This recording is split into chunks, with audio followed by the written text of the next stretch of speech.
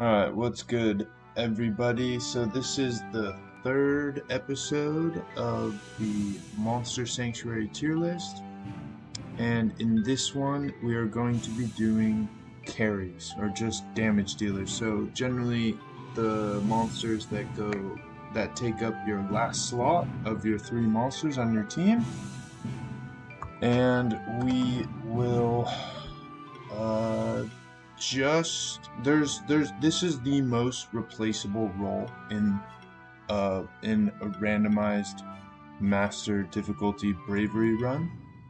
So basically, and this is sort of, we can just look at like stats, and then of course we'll look at their power budget. So we're concerned with like how much value they have in their first 20 levels as opposed to their second 20 levels, and especially whether most of their power is in their last 10 levels. So we'll be doing them all in order. As you can see, there's a lot here, so I'm just gonna probably try and talk a lot less than what I did for the support video, which should be reasonable because this role is a lot simpler. They just do damage. And do they have any other skill sets? So to start, we got Vero, the Sparrow, and he, well, for one, he only has access to neutral and flying skills. So that alone is not great. His stat distribution is okay, right? Like, he's not sitting on a bunch of unnecessary magic.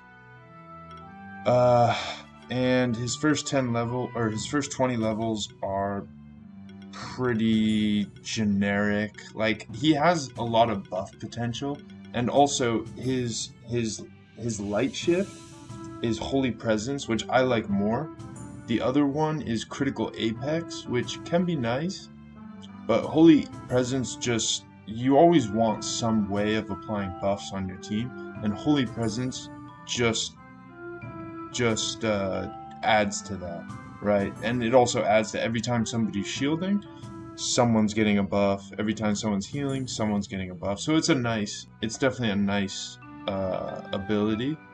I like it more than Critical Apex, especially since Critical Apex I don't think it applies to evasion. It only applies to the attacks. So yeah, right alone, and he's just super frail. I mean, this light shift gives him a little bit of extra bulk, which is also why this shift is probably better. The other one I think adds more to his attack and maybe his mana.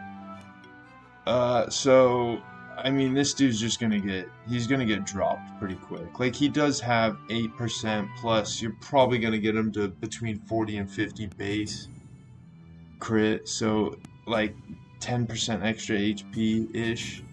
8 to, yeah, like 10 to 15% extra HP. But that's not enough. He will end up dying. And his damage typing is too narrow. So as a damage dealer, he's too specific. He won't be good enough, won't be used enough. We'll slot him in C just because I think that's sort of pretty okay for right now. I'm not quite sure where they're all going to end up. Cat Zerker is a little similar to Vero, but he, in the early game, has Critical Mass, which right away makes him a lot better as a damage dealer, because he's giving himself buffs. So that's incredible. He's also got Heroic Defense, which is nice. Oh no, sorry, that's Heroism, which is even better. Early game Heroism. His Heroic Defense isn't until late game, which doesn't matter. And he gets Critical Defense, which is also pretty nice, and Lifesteal. So it's cool. As far as building him, he gets access to Fire, Wind, and Neutral, which is great. I mean, having 3 damage types is about where you want to be as a damage dealer. I would say minimum 3 typings is good. And then he also, like, this whole tree, which I don't usually touch, he's got like that whole, like, first hit of an ability is 20% crit chance, but most of his abilities are hitting multiple times. So I don't really build this tree that much. Yeah, I don't really go into this tree that much. Um, but just this tree is fantastic. Just having the double critical mass. So when he gets to the mid game, 100% chance of getting a buff every critical hit, and he's hitting what, like on average probably 4 plus if you have any sidekicks, like 4 to 6 times. So he's just getting 4 to 6 buffs. So he gets started really quickly in a battle, which makes him valuable. He's got critical defense for a little bit of extra sustain, or yeah, a little bit extra longevity. And then Assault Shield is his Shadow Shift, which I generally like more because it adds to his bulk. And I spoke about this in a past video with the Wolf for the Spectral Familiars about why Assault Shield is good. His other one is Lifelink, which is also really good, and it gives a lot of healing to the team. Lifelink is... so Lifelink, when landing a critical hit, heal the whole party by 20% of the damage dealt, which does a lot. That provides a lot of value. But just as far as like stat spreads, this one gives a lot of magic, which unfortunately that's probably the one downside about this monster is he's got a lot of magic stat allocation, despite not really having any use for magic. Like, I mean, he's got auto heal, right? So every time he's attacking, he's healing someone for 200% of his magic, but that's it. So, like, whatever. I mean, that's just one bad thing, right? So, in general, he's really good. We'll put him probably B tier, might be A tier. Also, both of these typings are good. Being weak to earth and strong to wind, those are pretty good typings. I might even slot him. Well, let's see, what is his bulk, right? So his general bulk is pretty frail. So we'll keep him in B tier because we do like monsters that are bulkier for master difficulty playthroughs. Otherwise, they just get one shot. Okay, so Monk. So here's another sort of... This one's borderline like a utility mon. And this is not the correct shift. So the reason I like the Monk is because his shifted ability is the same as Vero's. So it's Enlightened. Oh, no, sorry, it's not the same as Vero's. It's every time he gains a buff, he has a 55% chance to share the buff, which is fantastic. Because he has, in the early game, critical mass. So now, when he's gaining buffs for himself, he has a 55% chance of sharing the buffs. This is a pretty slow process because he's got a 50% chance of gaining a buff on each critical hit. And then on top of that, there's a 55% chance to share that buff. So it's a pretty slow way of spreading buffs, but it's still a way of spreading buffs. And it is fantastic. And his damage typing is great. I mean, he's got access to wind, water, fire, and then in the mid to late game he gets access to neutral with Blessed Strikes. He's got multi-glory, critical mass, bunch of crits, and he's got combat guard, which is, I think he's like the only monster in the game that gets this. It's really good. Sidekick and glory reduce damage. So if you have Sidekick and Glory, you're getting a damage reduction of 15%, which ends up being like anywhere between 5 to 10, but that's still really good. He's got some extra proc attacks. He doesn't have Cleanse. If this monster had Cleanse, that'd be fantastic. But the reason I like this guy is because he's got good power budgeting for early to mid game. Which is what you want in a master difficulty playthrough. He's fantastic. His typing is good. He's strong to wind, weak to earth, like all three of these. And what he sometimes allows you to do is, because he does buff sharing, he sometimes allows you to have 2 carries on your team of 3, which is pretty rare. Usually you end up with like a utility, a shield, a support, a utility, and then a carry, but this guy can be your second slot carry, and then you can have a big damage dealer in the back.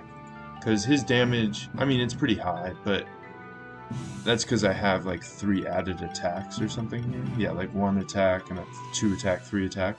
So in general, it's not usually that high. I would say base. But still, just the concept of sharing buffs, immediate like A tier. Because it not only is he a carry, he also supports the team while he's carrying, which immediately adds value to where they're going to be placed on a tier list. Tengu, right? Okay, so this is a single striking monster that doesn't get access to guaranteed hits until the mid game at 20, so he's probably really good from levels 1 to 10, similar to the Phoenix or the Eagle Spectral. And then for the second half of the early game, he's pretty trash. And then when you get this, you can use him again. The problem is he usually dies. I mean, this guy just straight up dies pretty easily. Like, he's weak to water, and he's got a ton of mana overload, so it's kind of cool because you can like stack mana on him. Stack mana and stack defense. So he's like one of the only users of the item, like there's an item called a diadem, which gives mana and defense, which is generally useless, but he actually uses that item pretty well.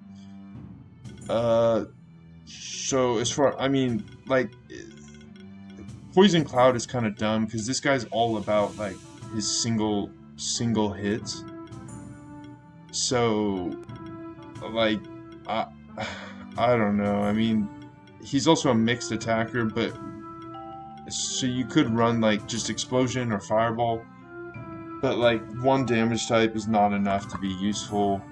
It's so specific. You might have him on your back if you need like a big hit, and there are some instances where you need just single big hits, like if you're not trying to give enemies charge stacks or something, but it's just not good enough. He's not bulky enough. Oh, and then his shifts are Eternal Heart, which essentially gives him more damage while making him tankier because it gives him extra mana. And then his other one is Dark Instinct, which gives him even more damage at the cost of being less tanky. It increases his damage by 20%, whereas this increases his damage by like 6 to 10%. And it also makes him 12% bulkier. So, I mean, whatever. He's not that good. Fungi. So again, we're in a situation where fungi is only hitting for earth type damage, so he only has earth type damage.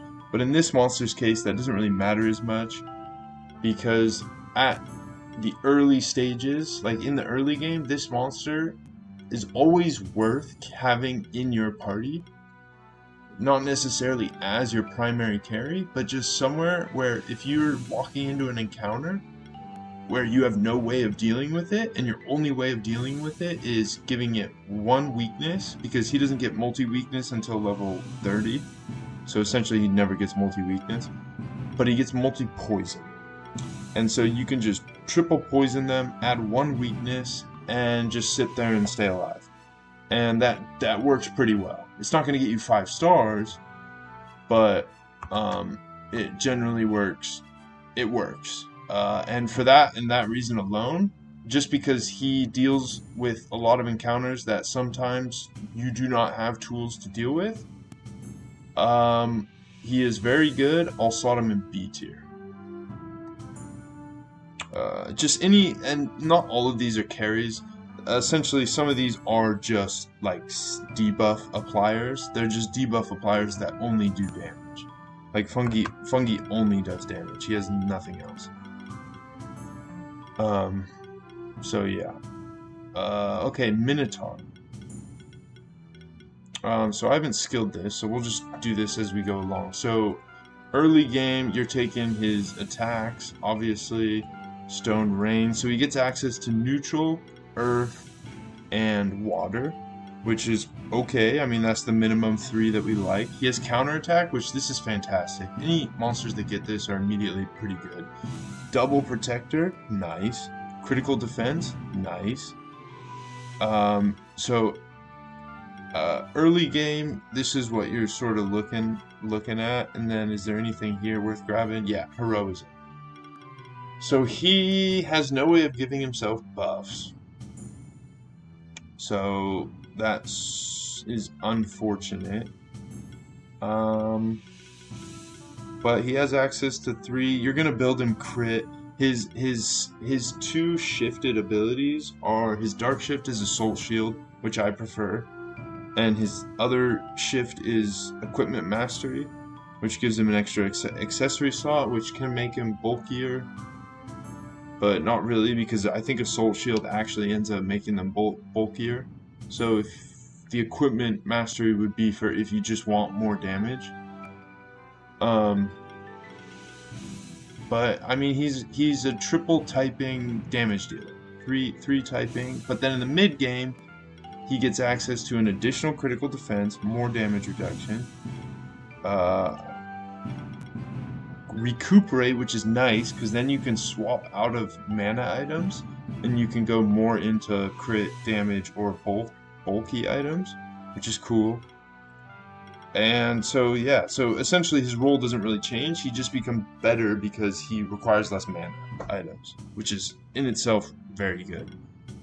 And late game doesn't really matter, but if we're picking like 5, we can go with, yeah, there's nothing here, like bleed, probably like 1, 2, 3, 4 bleed, and then maybe the physical attacking to apply weakness, and that's like what you're taking in a playthrough probably.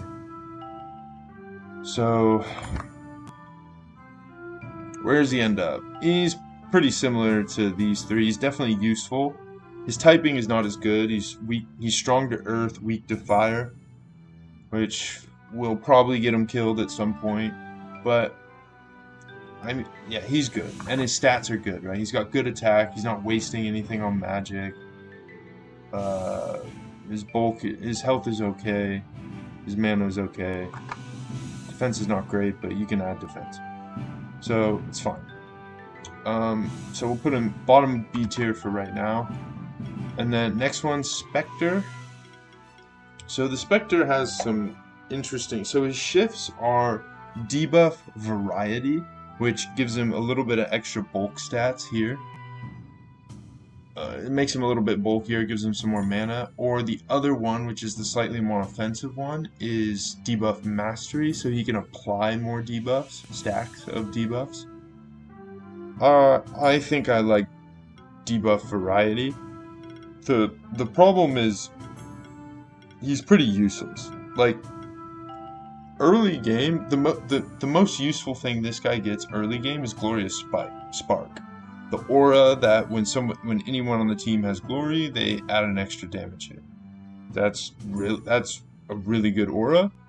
But outside of that, he's not doing a whole lot. Like he doesn't have multi burn or anything. He has fatal upkeep. Okay, sure, but like unless you're running him debuff mastery, the dark shift, like he's applying 1 debuff of like maybe the poison debuff, for sure a burn debuff, and then maybe just whatever else you get lucky with if you take, because in the mid game he gets Hex, and then you're just kind of trying to get lucky. You're just fishing for debuffs, and when you fight these things, they get immediate debuffs on you. They've got access to congeal. Like if you fight these things at like level 12, they're like congealing you, they're chilling you. You're getting slapped with every debuff in the manual. But when you have them, they don't perform that well. So, and like he's got access to 2 damage types. He's got fire and he's got neutral. Not great. So he's definitely he's probably in front of these guys because his typing, I forgot to mention his typing, is very good. Weak to magic, but strong to physical and debuffs, which is I think that's great. I mean, sure, it's a liability being weak to magic, but having two very good resistances in that case kind of makes up for it, sort of. But he's still top of C tier right now, so it's not that good, obviously. Okay, our next one, Crackle Knight. So, yeah, Crackle Knight doesn't really do anything. So he's a mixed attacker with fantastic defense. Okay, so that's cool. He's got his Light Shift is Equipment Mastery, which generally just makes him, it adds defense. And his other one is Blacksmithing, which I think adds more attack or something. I don't know. It doesn't really matter. I think I just put Equipment Mastery. Unless they're a support, I wouldn't ever consider taking Blacksmithing, because this guy's job is usually to do the damage. So like, the nice thing about multi like magic or physical attackers is you can always just respec. I mean, we're talking about New Game Plus runs here. So between, like, if you are walking into an encounter that is like strong to magic, then you can just respec real quick, take Slash over Arcane Bolt, take Lightning Slash over Lightning Bolt, and then so on, and then you can just go back. I sort of generally prefer the physical options for this guy and for his evolved form, because I like the bleed stacks. The bleed stacks are just a nicer touch. And this guy doesn't get access to cleanse until late game, which doesn't really matter. So as far as like what his role is purely doing damage. The only nice thing about this guy is he is very bulky. Like, he's weak to water, which kind of sucks, but he will comfortably take water hits. He won't take 3 water hits, but he can stay on the field pretty comfortably, which is always nice. He performs really well. I mean, he only has 2 damage types, right? So he's got wind and neutral, which I've already said isn't great. But he, just because of how bulky he is definitely gonna go probably behind Fungi, in front of the Minotaur. And you can build him crit too. Like, you can build him pure bulk or like add HP. Adding defense on this guy is generally not useful, because you miss out on a lot of damage reduction if you keep stacking defense. There's a certain point, once you get to like 55 to 60, where you just want to start stacking health. Because otherwise you're just wasting defense. Okay, Mad Eye. Mad Eye is pretty good. So his shifted abilities are Debuff Mastery, which is generally the one I take. It gives him a little bit more like all stat, like it just gives him a little bit of everything. And his other option is Mass Mystify, which is good, but I mean, it's fantastic, right? Mass Mystify is good. It gives him a ton of extra magic attack, base magic attack. So if you want him to be your offensive option, maybe Mass Mystify is better. And it's like a passive way to just give buffs to the party, which is always nice. In fact, it's like literally required. Like, if you have no way of adding buffs to your team, your run's not going to do well. Especially if you have no way of removing buffs. Speaking of removing buffs, he gets early cleanse and early hex, which is great. He has 4 different damage types. His typing is good, strong to neutral, and from this point on, I mean, here I have the multi-target. This is an example of someone who could get away with using multi-target moves, but I still generally avoid doing this type of thing in a master run. I would just take the single target moves all the way to the end, and just fish for as many debuffs as possible, or whatever. Yeah, because he has debuff mastery, so you're just fishing for debuffs. But if this guy is not your carry and you're like have a team set up where he can be like your second or like your second slot, then sure, take the multi-target moves and just try and apply debuffs. That's completely valid on a monster like this. He also gets aging at mid-game, 20 plus. He gets access to aging, which is fantastic. You pair this monster with some healing or shielding, and it's doing really well. I'm gonna put this in A tier. Every time I get this, it does surprisingly well, despite being weak to magic. Yeah, I don't really understand why, but yeah, he does nothing but damage and applies debuff while he's doing damage, and mainly the reason why he always performs so well is because of cleanse. Cleanse is so valuable for keeping monsters in check, for not like losing momentum in a battle. Otherwise, when monsters get fully buffed in a battle, it's just they run away with it, and you have to either forfeit or run away. Or they run away with the battle. They don't run away from you. Okay, Nightwing.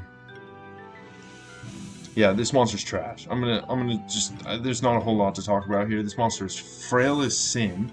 He gets bleed out, and the other one he gets is heal charging. Now, wait a minute, why does he get heal charging? He has no healing. The reason he gets heal charging is because he has bleed combined with deep wounds, and then in the mid game he gets feast. Feast kinda gives a little bit of healing to all the monsters on your team based on how many bleed stacks they're taking, I think. Or I don't actually know if this is like a how many heals this gives, but it's not very much healing, so it's usually pretty bad. Also, this monster doesn't have great attacking skills. Like, he's got Air Sickle for his single target wind attacks, sure, and beating, which is pretty bad. So it's almost like this monster is like a combo generator, but he is also sort of meant to be an attacker. And then late game he gets critical mass, critical buffs, which is cool, and he gets charging shields. So every time he's giving himself a buff, he's giving himself charge stacks, and then he's giving himself shield every time he's giving himself charge stack. So like that's kind of cool. It's sort of self-reliant a little bit, maybe. He's got a ton of evasion. Fighting this monster, when you're fighting against this monster and you hover him, he's sitting on like 40 to 50% evasion, just base, which is crazy because you're just never able to achieve those values. And you're definitely not in the early game because you only have access to 8% plus the evasion. So yeah, he's not very good. Let's be honest. He's not going to last very long in your team. He's a cool monster. Looks good. I like the idea of the monster. But he is, like, Bleed Out is also a cool ability. It just doesn't ever last long enough to be. In fact, I might even throw him D tier. Because he does no purpose. Like, at least Vero has that Holy Presence, so he has some utility that he's providing for the party. This guy has nothing. He's providing nothing for the party. All he's doing is just being a target. He's also strong to wind and weak to fire, which is a horrible typing. I mean, he's dead. As soon as he catches a burn, he's gonna die. Unless you can cleanse it off ASAP. The Magma Moth. So the Magma Moth is kind of built similar to the Magma Pillar. He's got like the same sort of setup, like he gets fire shield and stuff. He just doesn't get shield, right? So immediately, and his stats are just not built to be a support. His stats are 100% built to be a carry. So rather than taking Light Instinct, I take Assault Shield on this monster. He's got access to wind. He's a mixed attacker, so he has access to physical wind attacks, magical neutral attacks, and then physical fire actually in the mid to late game. He's got Lava Rush, which is fantastic, or magical. I mean, you can always respec. If you want magical fire, you can respec into Ignite, or Lava Rush, or even Lava Storm in some cases. He gets multi-burn early, critical heat, Kindle, Cascade, Empower, Mana Shield, plus Assault Shield, which is really nice. You're gonna build him crit. Mana Shield plus Copy Shield is nice, and this is all in the early game, which is really nice. Critical Edge, which doesn't, I mean, it doesn't really matter. This tree is not even really worth building out unless you want the Mana Overload, Mana Stability options, and then in which case you might as well take Critical Edge because it's kind of adds a good amount of damage on your next attack. But he gets Cleansing Burn, and this right here, this immediately sets him above most carries because he has a passive way while he's applying burns, which he applies very well with Critical Heat and Kindling and multi-hitting moves like Arcane Bolt and Air Sickle. He's got 3 damage types, which is good. Multi-burn plus Cleansing Burn, which means monsters do not keep buffs for very long when they're facing this guy. This guy's A tier for sure. I'll even throw him above the Mad Eye, probably below the Monk. The Monk is just stupid good. And just that alone, like you attack, you apply burn, and you're cleansing buffs from enemies just in doing so. Fantastic. Okay, Mole Bear, I'm going to try and speed up a little bit based on how we are on time. So Mole Bear early game, I mean, he just does damage, right? The main difference for Mole Bear is he has Critical Boon, which is kind of weird because he doesn't get Critical Mass. So he doesn't have a great way of giving himself buffs, but he can give other people buffs. So like, it's sort of weird when carries have that and they don't have critical mass, they have critical boon. Kind of weird. He gets Burrow, which applies barrier. He gets early multi-barrier, which is nice. He gets Armor Shred, which is helpful. Impale is not that useful. This whole tree I generally don't take. Like, I'll grab Armor Shred, and then I'll just be building the Burrow for his Earth attacks, Claws for his neutral attacks, and then Fire Claws. He gets Recuperate, which is fantastic, because usually this monster is bad mana. His 2 abilities are Lifelink, which is the healing one on critical hit, and Relentless, or maybe it's not even Lifelink. I don't remember. So, where's the Mole Bear? Alright. Yeah, so it's Lifelink. So he heals on critical hit, and it adds a lot of mana and a lot of HP to his stats, and then this one adds more attack and like about the same amount of bulk and less mana, but it makes mana abilities cost less. So they're both good. It depends. I don't even know. Generally, I think Relentless is better because mana is always an issue. Even with Recuperate, mana can still sometimes be an issue, especially when you're attacking. Your main attacking skills are hitting like 3 times with Claws, 3 times with Fire Claws, and then Burrow hits 5 times. So Burrow gives a lot of mana, but if you're using Claws and Fire Claws, it doesn't give as much mana back. But still, any amount of mana you can get back is fantastic. Mid-game, he has Taunt, which I do not recommend. Taunt is terrible. Tenacious Barrier is fantastic for the mid-game, because he's just sharing, like Shared Barrier, Multi-Barrier, plus Burrow. He's just giving everyone Barrier, which is making them resist debuffs, and that's pretty much it. And then he's clicking Claws and Fire Claws, and he gets like a bunch of critical defense, which is cool. It helps with his tankiness. Like he's definitely bulky. This monster is not going down quick, which in itself makes him valuable because in a master run, obviously, being bulky is better than being just a frail one-shotter. So I think he's pretty good. I mean, access to 3 damage types. He's weak to water, strong to earth, which kind of sucks. But for the most part, that's alright. I'm actually going to throw him up. I don't think he's quite A tier. I'm going to put him up above the Cat Zerker. Just because that's generally where he usually performs, in my opinion, for me at least. Goblin Hood. Okay, this monster is dead good. So, this monster is so fantastic. So, he only has 2 damage types, though, which is his letdown. He's got Fire and Water. He gets Early Cleanse. Fantastic.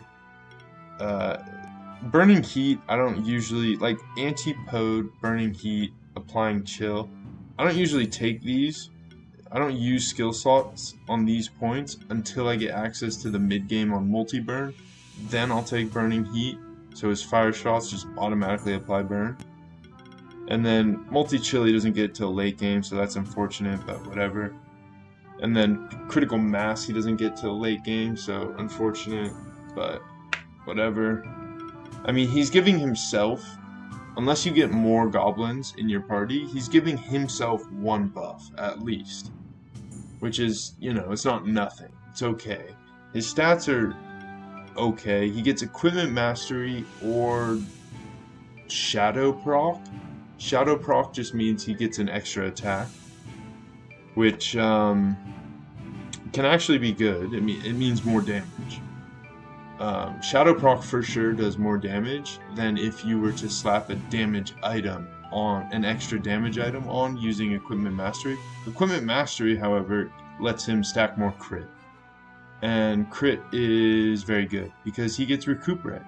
So this is a monster where you do not have to have like any mana items. Like the only mana item you need to put on this monster is probably like 1 feather.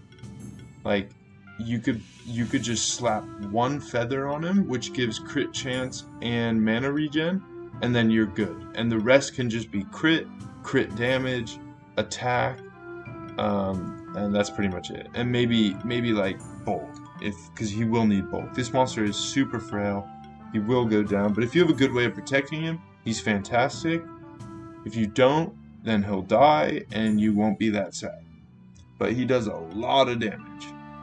So as far as and like his power budget is, it's sort of balanced. I mean, it's pretty late game skewed, right? Because he gets buff catalyst, he gets critical mass, and then he gets like his multi-chill, multi-burn in the late game. So unfortunately, in that regard, he's not as good. But despite having 2 damage types, he does surprisingly well. I don't really know why that is. Probably because of Recuperate. I am almost tempted to put him... I'm trying to think, like, who I would rather use, Minotaur or Goblin Hood. And I think on average, I would probably prefer the Minotaur. Strong to magic is nice, weak to physical can sometimes be nice, but it can sometimes not be nice, so it's kind of neutral, it's whatever.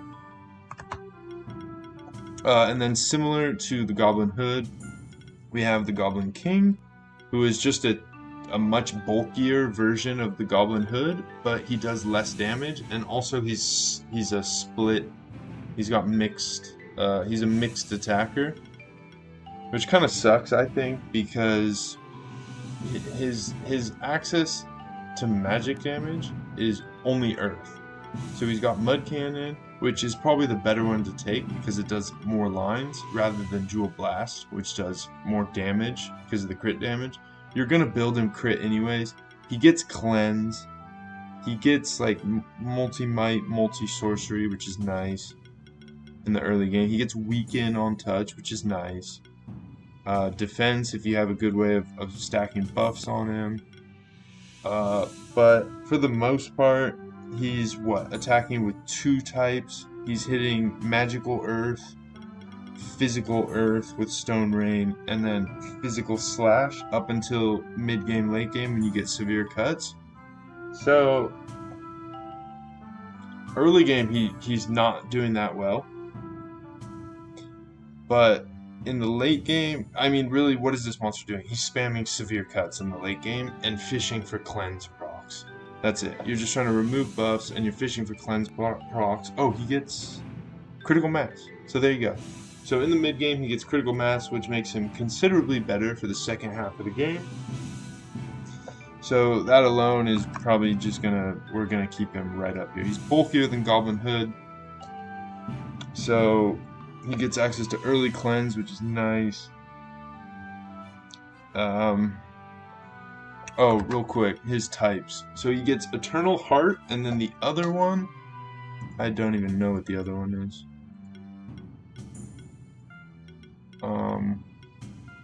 The other one is Dual Wield. So I'd probably take Eternal Heart just because it makes him bulkier. But the dual, yeah, I don't know. It's sort of up to choice what you want. Dual Wield isn't that good until level 5 items. So for most of the game, Dual Wield is pretty trash. He's pretty good. I'm actually going to put him up here in 8. Nah, I'll put him here. I mean, having access to cleanse is so dead good. And also, I forgot that both of these monsters get access to cleanse. So, like, let's just make sure that the Goblin Hood does get access to cleanse. Yeah, he gets early cleanse as well. So they both get early cleanse. So they're probably going up here right before the Cat Zerker, just because they only have 2 damage types each. So unfortunately, whatever. But it's just having access to cleanse is always so valuable that keeping it in your party for that reason alone is worthwhile. Radiga. Okay, so Radiga is trash. So it's like kind of similar to that Tanuki monster that I did in the support section. It has elemental shift, which means that it becomes the element of whatever move it uses. But unlike Tanuki, it does not get a neutral attack until the mid game, 20 plus. So that means that you actually have to pick an element to use. Now he does get access to all 4 elements, and then in the mid game he gets access to all 5 elements, which is cool. The problem is a bit of a liability, really. So I have him set to critical apex, and so once the mid game starts and you get critical mass, you generally want more lines.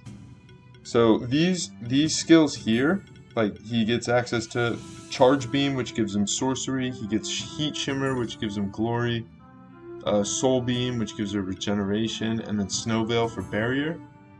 But they do less lines.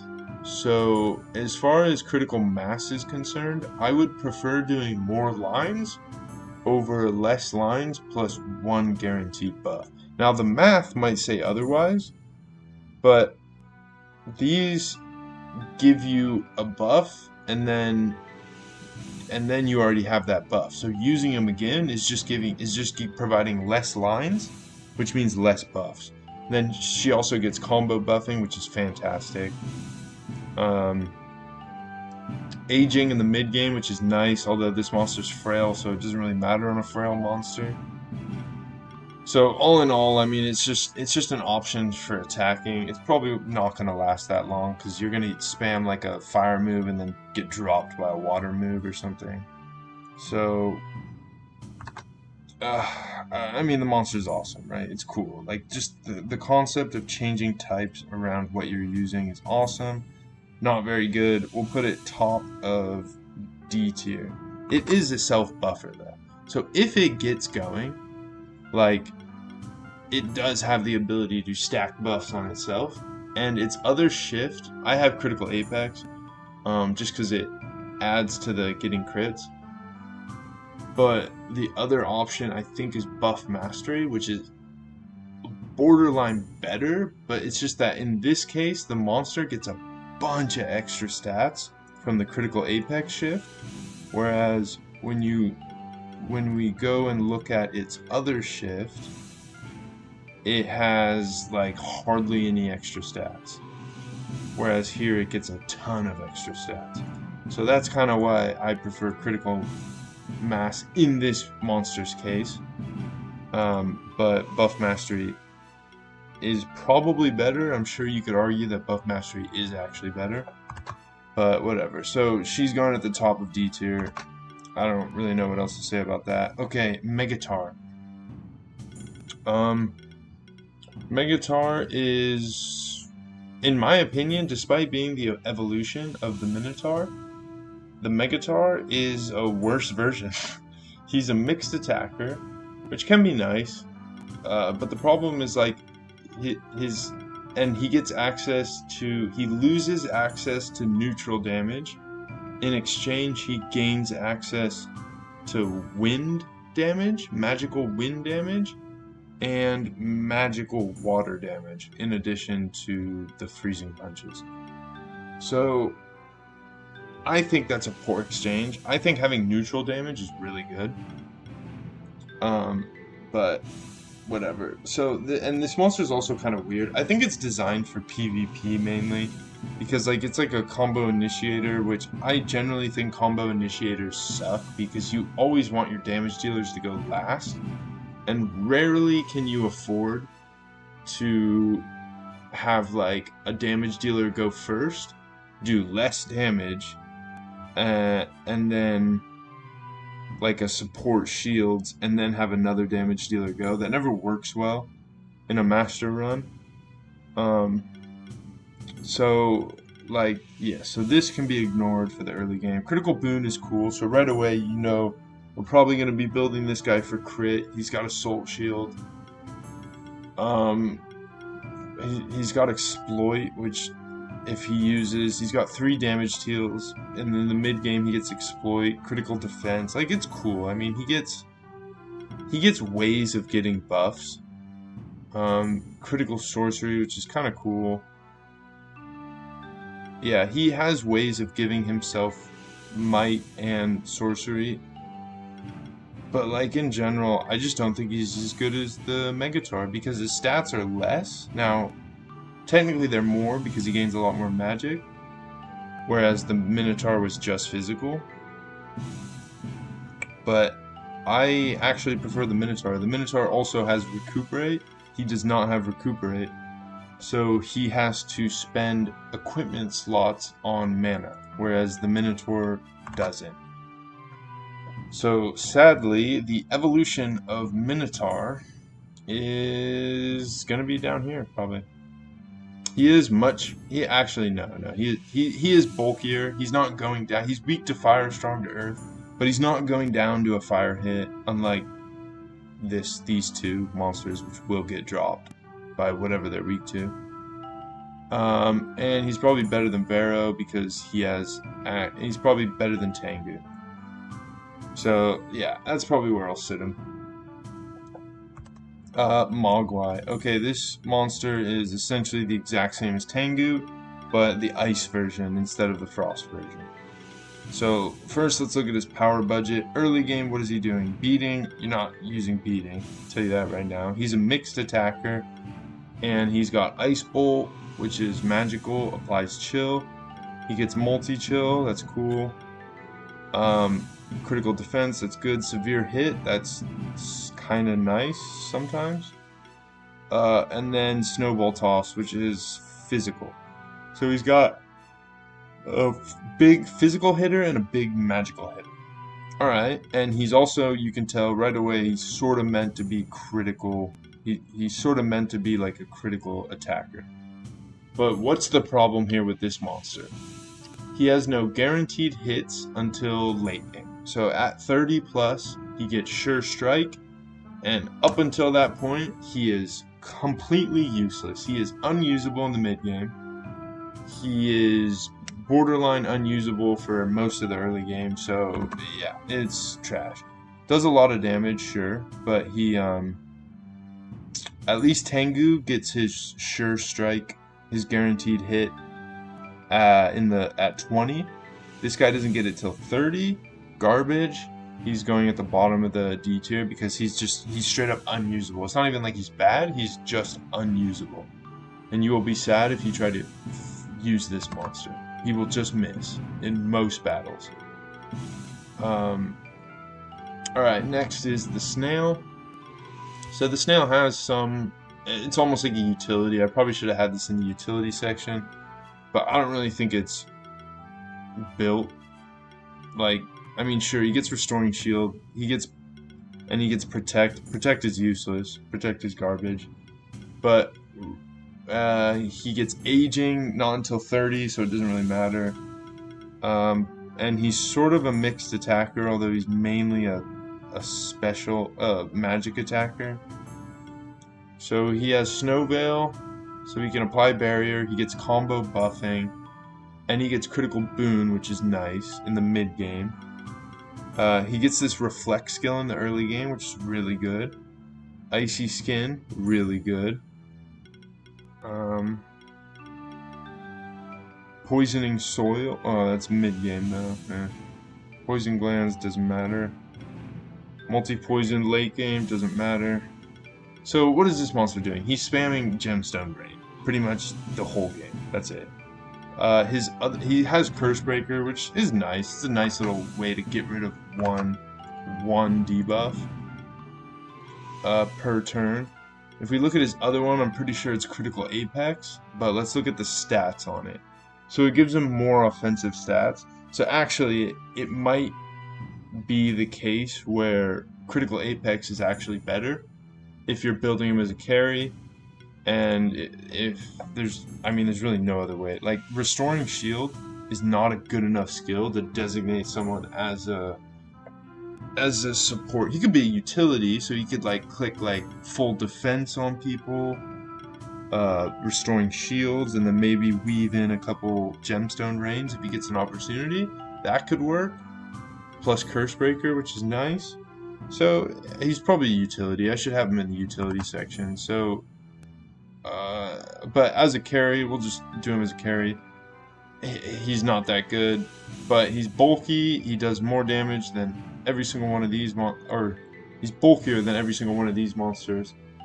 He only has like 2 damage types, so we'll keep him down here, above Tengu though. And then Oklot. Oklot is definitely one of my favorite monsters. I think it is it's one of the coolest mounts in the game. Obviously the Phoenix is the best, but this one is dead good. So his shifted abilities are Lifelink, which we've already gone over. It gives healing on critical hits. And the other one is Bleed Out, which I think is probably better for... it's good, right? Bleed Out is good. Bleed stacks don't disappear, they just stack. But... yeah, there could be battles where the bleed stacks are, like on boss fights, Bleed Out might actually be better than Lifelink. But I think Lifelink is so good. So the monster's bulky, or bulky enough, right? Which is good. He gets access to critical freeze, fantastic. Early cooling, fantastic. Mid-game multi-chill. Mid-game congeal. So right there, we can just stop doing that. So what does he do in the early game? Okay, so he applies bleed. He's built probably mostly critical. I usually build this guy like physical only. He's a mixed attacker, but I just build him physical. He gets Sea Rage, but I don't know. He only gets 2 damage types. Fortunately, one of the damage types is neutral, so it's a good neutral skill. Like, it's a neutral that attack that does a lot of damage because it gives crit damage plus 50%. That's substantial. Scent of Blood, pretty good. Cascade, pretty good. Aqua Blast on this monster does so much damage. It does a lot of lines. You're getting a lot of crits. This monster does a lot of lines. He also gets like, this is another monster case where I do take the multi-target one, Ice Spear Volley, because this monster just ends up being really strong. And then he has Congeal and Multi-Chill. So right there, Congeal and Multi-Chill, mid-game on, this monster is fantastic. Performs dead well. He gets auto-heal on top of lifelink, so he's healing everybody just by attacking, so he's got that utility. So you don't necessarily need healers in your party. You can just have a shielder and possibly like, I mean, you still want debuff removers, but if there's like a way where you can like somehow not have a different way of removing debuffs besides healing actions, great. You can have them in with this guy if it fits well. It's fantastic. So just multi-chill and congeal in the mid game, automatically this monster's going in S tier. Like, I know he only gets 2 damage types, so it's not great, but if you look at his stats, he's got a lot of HP, his mana's okay, he's got a ton of healing, and he gets he gets life stability. Okay, so yeah, and I already have that selected, so his defense doesn't get much higher than that. Yeah, his power budget is mostly like mid-game, right? He gets double critical hybridization, so he gets a lot of lines, which is important for 1, applying bleed stacks, and 2, applying chill stacks. And plus, anybody that can apply multi-chill plus have congeal, that is not in the late game, not like before 30 plus, is just so valuable that it's most likely going to automatically put him in the S tier. Like Ice Blob is another example. He will probably automatically get put in the S tier if he gets multi-chill. I don't know if he actually gets multi-chill early. He might just get congeal and not multi-chill. Okay, next is the Mantis. Mantis is cool. So his shifted abilities are Charged Up and Dual Wield. Dual Wield is not as good, but it's probably, in this monster's case, better for the early game. This monster does really well if you have ways of sharing charge stacks with it. So like Targo as a support, or like something else as a support, the Beetaloid.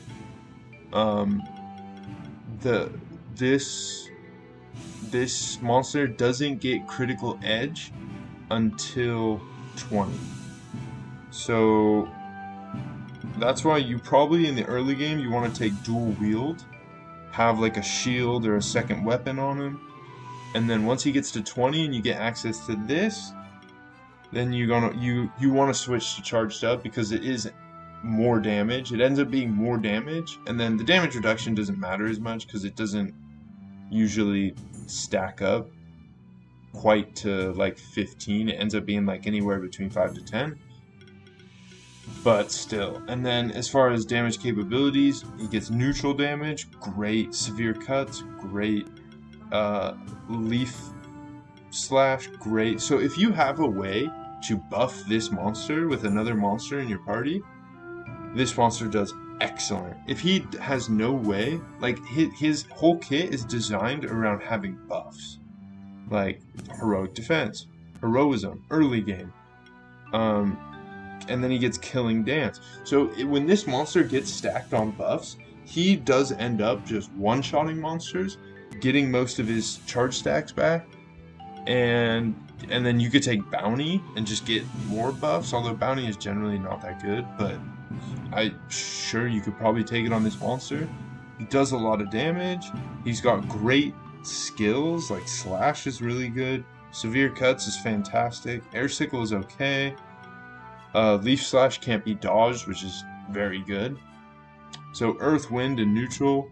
Weak to Earth, strong to Wind, that's pretty good. He just doesn't have a lot of HP, but you could sort of make up for that. Like, you could just slap like crit chance and health on him, and he'll do okay. So all in all, he's probably going to go up here. He has no cleanse. He has no way of giving himself buffs, which means he requires resources from his teammates. So we're going to put him top of C tier. because I think he does better than all of these monsters, but I don't think he does as good as any of these monsters. I also don't think, besides these three, he's not as bulky as any of these monsters. Yeah. Yeah, so that's the praying mantis. Imari, fantastic. So this monster's kind of weird because like the way his skills are all set up is like you end up just sitting on skill points because like you're spending one here, and then like before level 20, you're sitting on like 5 skill points usually, and you just have nowhere to put him. But he's got burning heat, fiery stabs, which apply bleed, which are great. He's got cooling, kindle, which is fantastic, ice spears, which is great, it applies bleed, and toxic slime. So he's got access to fire, earth, and water attacks. That's great. He's strong to fire, weak to earth. That's really good. His health is absolutely abysmal though.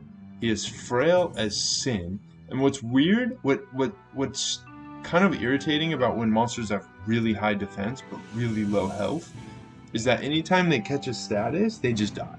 Because they have no health, and I'm pretty sure statuses ignore your defense stat or like damage reduction. I think it just goes around that. I don't know how it's coded, but it seems that way. Like monsters with really low HP just get slapped by debuffs. So unfortunately, he gets recuperate though. So the monster's fantastic, and he gets congeal. And despite what I just said, he doesn't get multi-chill, but just despite what I said about just having single chill plus congeal in the mid game, plus he gets mystify, which is cool. It's cool. Like the monster is really good. His only downside is that he has no HP. You can kind of get around that, but equipment can only take you so far. He still ends up with below average HP, even if you were stack HP on him. But despite all of that, he is just simply because he has access to congeal in the mid game. He's going right here. Plus recuperate, which means you don't have to spend mana slots on him. Actually, no. He performs so well usually that he's going A tier. Bottom of A tier. And he will probably remain at the bottom of A tier. But his typing is good. His skills are good. His damage is good. His damage is really good. He has ways of giving himself random buffs. 2 ways of getting buffs by the mid game. Fantastic. He's just gonna die. You're gonna struggle to keep him to the end, but whatever. He gets you to the end, and that's the important part. Okay, so Quillin. This monster's absolutely fantastic in PvP. Like its power budget is so late game oriented that. Okay, so first of all, its supporting skills are useless. Like the only reason I take the supporting tree is to get access to like stuff like heroism. Initial chill, I would never or initial shock, I would never take initial shock. I think shock is not that useful.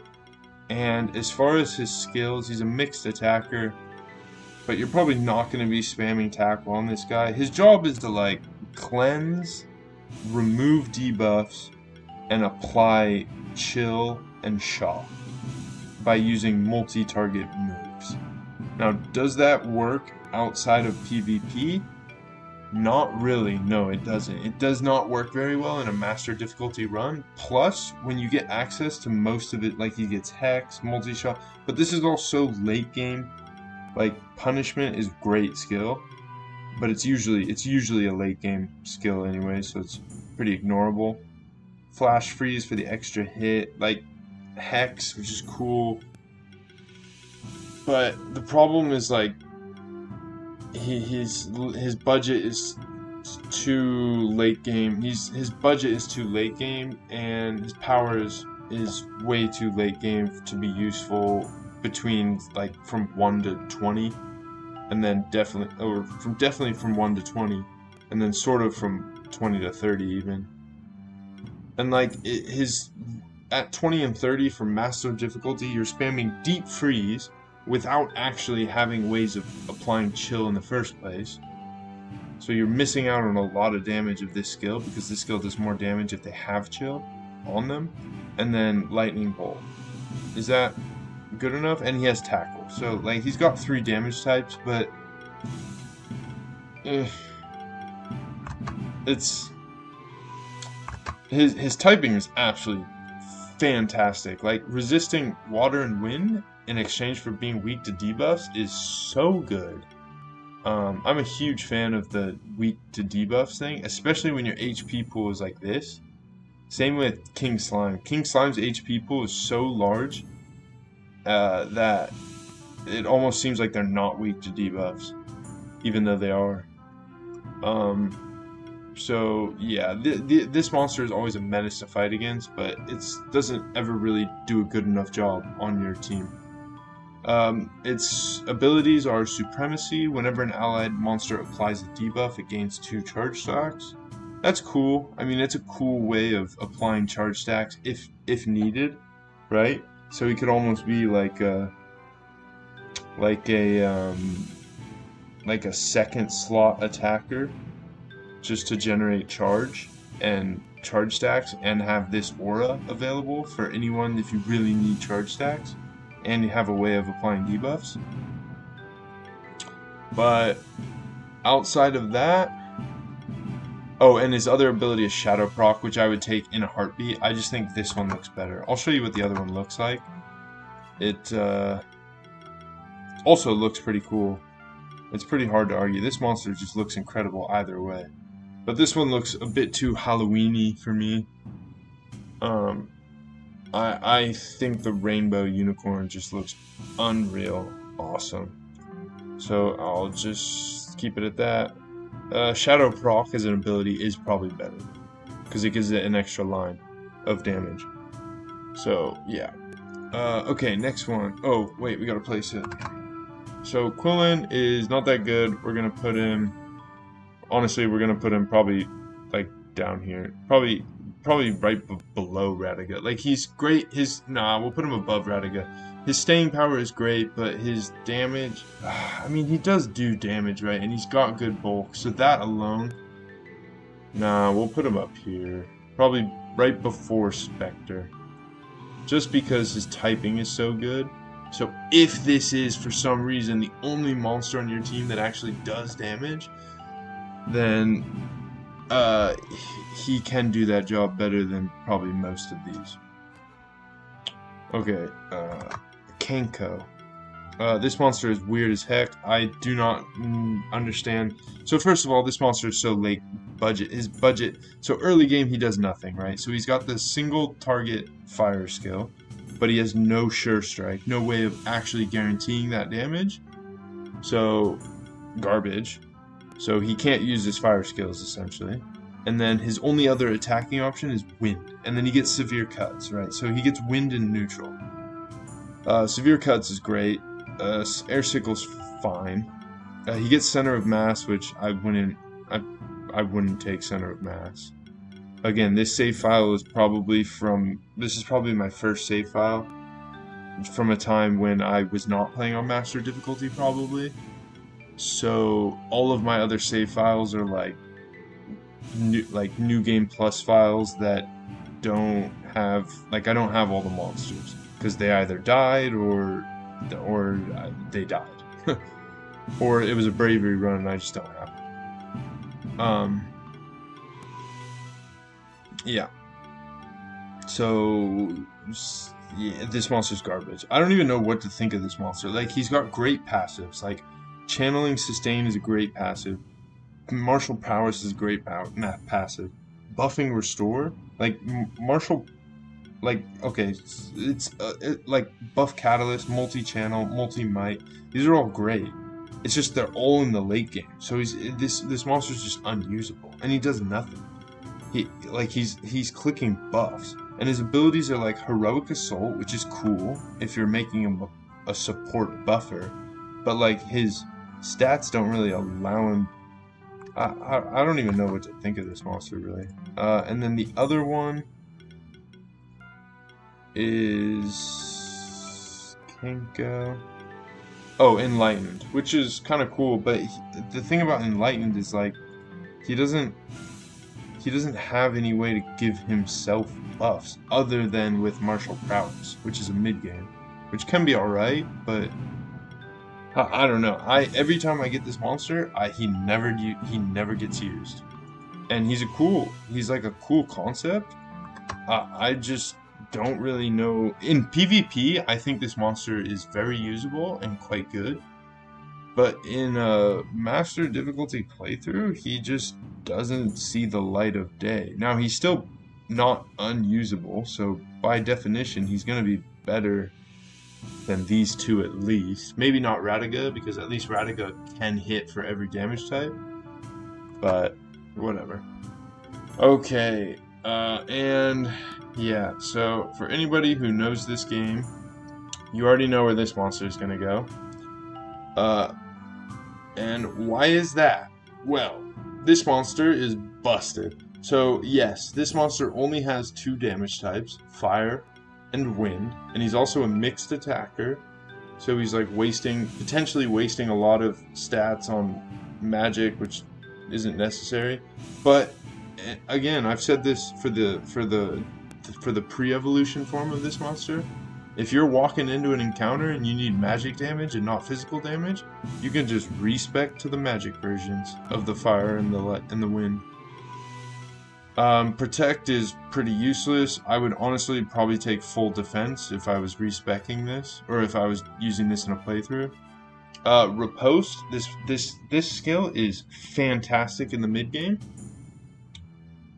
It gets so much value and it does so much damage, and it can't be dodged, and it has a 300% chance of triggering on-hit effects, which just means like they're getting a stack of blind and a stack of something, like and a stack of shock, and probably a stack of burn too, if they don't already have it on. So yeah, but why is this monster completely busted? He also has mana generator, so mana's not as much of an issue. This monster is completely busted because he has a 50, not a single cleanse, he has a 50% chance to cleanse in the early game. There's an illegal item, which I don't have on this save file to show you, but there's an illegal item that you can give to, where is he? Oh my gosh. Oh, Sizzle Knight. Okay, so, the bow, it's similar to the bow. So what the bow does is it adds an extra damage hit. There's an illegal item which gives minus defense in exchange for adding 3 extra damage hits, and its stats are pretty similar to the bow. But 3 extra lines plus 50% chance to cleanse. It just means that monsters are not holding buffs against this thing. This monster is the best monster at removing buffs in possibly the game. And you slap the illegal like projectile sphere or whatever it's called on this thing, or like the arc bow. It's called the arc bow. And it does so well. And the defense, like the lack of defense, doesn't really matter on this monster because of the way diminishing returns works on defense. So you're losing a lot of defense, but when your defense is so high to begin with, you're not actually losing that much damage reduction. So, like, you could have the arc bow on this thing and still be hovering between 55 and 60% damage reduction, which is where you want to be. This monster is also so bulky, he just sticks around for so long, he's very difficult to remove. You can add some HP to make him a little bit better at, like, dealing with statuses. This monster is just so good. He is so good at dealing with bosses that just give themselves buffs, or just any monsters that just buff themselves. This monster is S tier. Hands down, S tier. He's probably actually even better than Oclot. Yeah. I mean, Oclot's fantastic. But, yeah, Sizzle Knight is absolutely fantastic because of the 50% cleanse reason. And that is... yeah, I think... yep. And... yeah, it's an awesome, awesome monster. Okay, let's see. Brawlish. So... this monster does single target neutral, single target water, single target earth damage. He's got combo buffing. I think he had, so already we can kind of, he's got heavy punch, but he doesn't get sure strike until level 30. He gets blessed strikes at 20, which is cool. He's kind of a weird monster because he's like, a lot of his passives make you think like, oh, this monster's just going to be spamming single strike, heavy punch. Yeah, he is. Except he doesn't have sure strike until 30, so he can't. So his whole setup is just, I mean, yeah, that's basically it, right? So I'm just gonna stop talking about it there, and we're gonna put him pretty low down. He's not great until the when he can use the heavy punch well. Like, and his abilities are not good either. The first one's dual wield, which is probably the one you want to take. This monster's fantastic in PvP though. Pretty much any monster that gets blessed strikes is fantastic in PvP. His other one is, forgive me for not knowing this, Divine Shield, right? So every time he receives a buff, he gains like a shield and a charge stack, which is whatever. I never use that, so I'm not entirely sure. So yeah, putting him down there is fine. Don't really need to talk about him too much more than that. His utility is lacking. Okay, Silvaro. This is the evolved version of Vero. And he kind of does the same thing. He's the same skills. He's got neutral and flying, but he does get access to magical wind, which makes him a mixed attacker. And then he gets access to multi-target water damage, which probably is useless, won't get used. And honestly, I mean, he's got more bulk than the Sparrow, but he's also got critical defense. The Sparrow, instead of critical defense, the Sparrow has evasion, which I don't even know which one's better, to be honest. It's a little difficult, but he's got like cool things. Like, he's almost like a utility in the sense, like, he's got a charge amplifier for anybody if you have ways of generating charge. Cool. And that's pretty much it. this monster's not adding a whole lot, let's be honest. You never want to be like spamming buffs on actual actions. Like, as actions, I'm never a huge fan of using buffs, because you end up like losing momentum. Unless there's a way that you can stack like 8 buffs with one action, which there's not, unless it's like a single target buff skill. It's just not good enough. This monster's just not good enough. I think he's actually, again, worse than his evolution. Still better than Silvaro though. His typing is still okay, and he has a way to apply chill, which in itself can have utility, right? Chill is so valuable in a lot of cases. Okay, Konga Moto. This monster's great. So, it's a mixed attacker. He's got physical fire damage, single target. He's got physical wind damage, single target, or multi-target, but again, I would prefer to take the single target in master difficulty.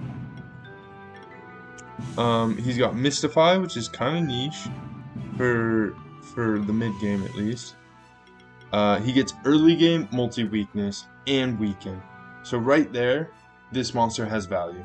Plus he gets disorientated, which, I mean, whatever. It like adds 7.5% dodge chance to all of your monsters, which is cool, as long as they have weakness.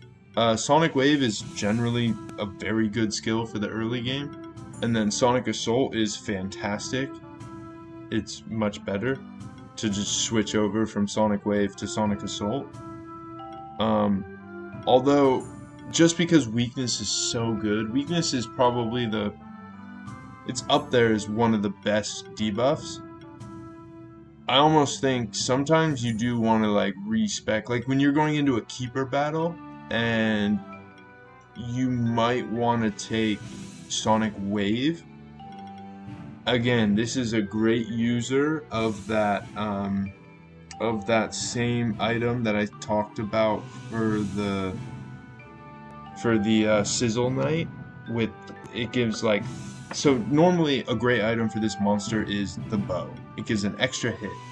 But there's illegal items, they're called Relics of Chaos, where they can add more extra hits in exchange for like a drawback. So like the projectile sphere adds 2 extra hits in exchange for reduced mana regeneration, and the arc bow adds a bunch of extra stats and 3 extra hits in exchange for like defense, I think, which is just a busted item. So either of those work really well for this monster if you're playing with Relics of Chaos, or if you're playing on a New Game Plus file that has from a file that has Relics of Chaos. Yeah, and then aside from that, like honestly, this monster's power budget, like it gets armor shred too. Like this monster's power budget is mostly early game, which is fantastic. That's great. That is what we'd love to see in a master difficulty playthrough. He gets great stuff late game, but they're not required for his kit to be like super useful. I'm putting this monster in A tier. He's probably gonna be, yeah, I did say before that Imori is gonna be the bottom of A tier, so I will stick by that and put him right above Imori. In fact, no, I'm gonna put him above the Mad Eye, because he's probably better than the Mad Eye. Just multi-weakness is so good, and if you stack an item that just adds hits, that monster becomes very good at applying weakness. Okay, this monster, I don't even know where to put this monster, because this monster literally does nothing. He has no supporting capabilities outside of Protect, which honestly is a useless skill anyways. He does nothing. He literally does nothing. So, despite all that garbage I said about how Taunt is a bad ability, it is generally, but on a completely useless monster like this monster's attack stat is garbage. Like he's a monster where he has to be doing damage, but he does no damage. His bulk stats are great, so you almost just want him to skill Taunt in this monster's case, if you're even forced to use this monster, because that is literally the only thing this monster is good at, is taking hits and then applying poison by taking hits, and then just getting charge stacks from taking hits. But like it's not a support. It gets multi-poison in the mid game, which is kind of cool if it stays around for that long. Because literally the job for this monster is to die and save someone else's life.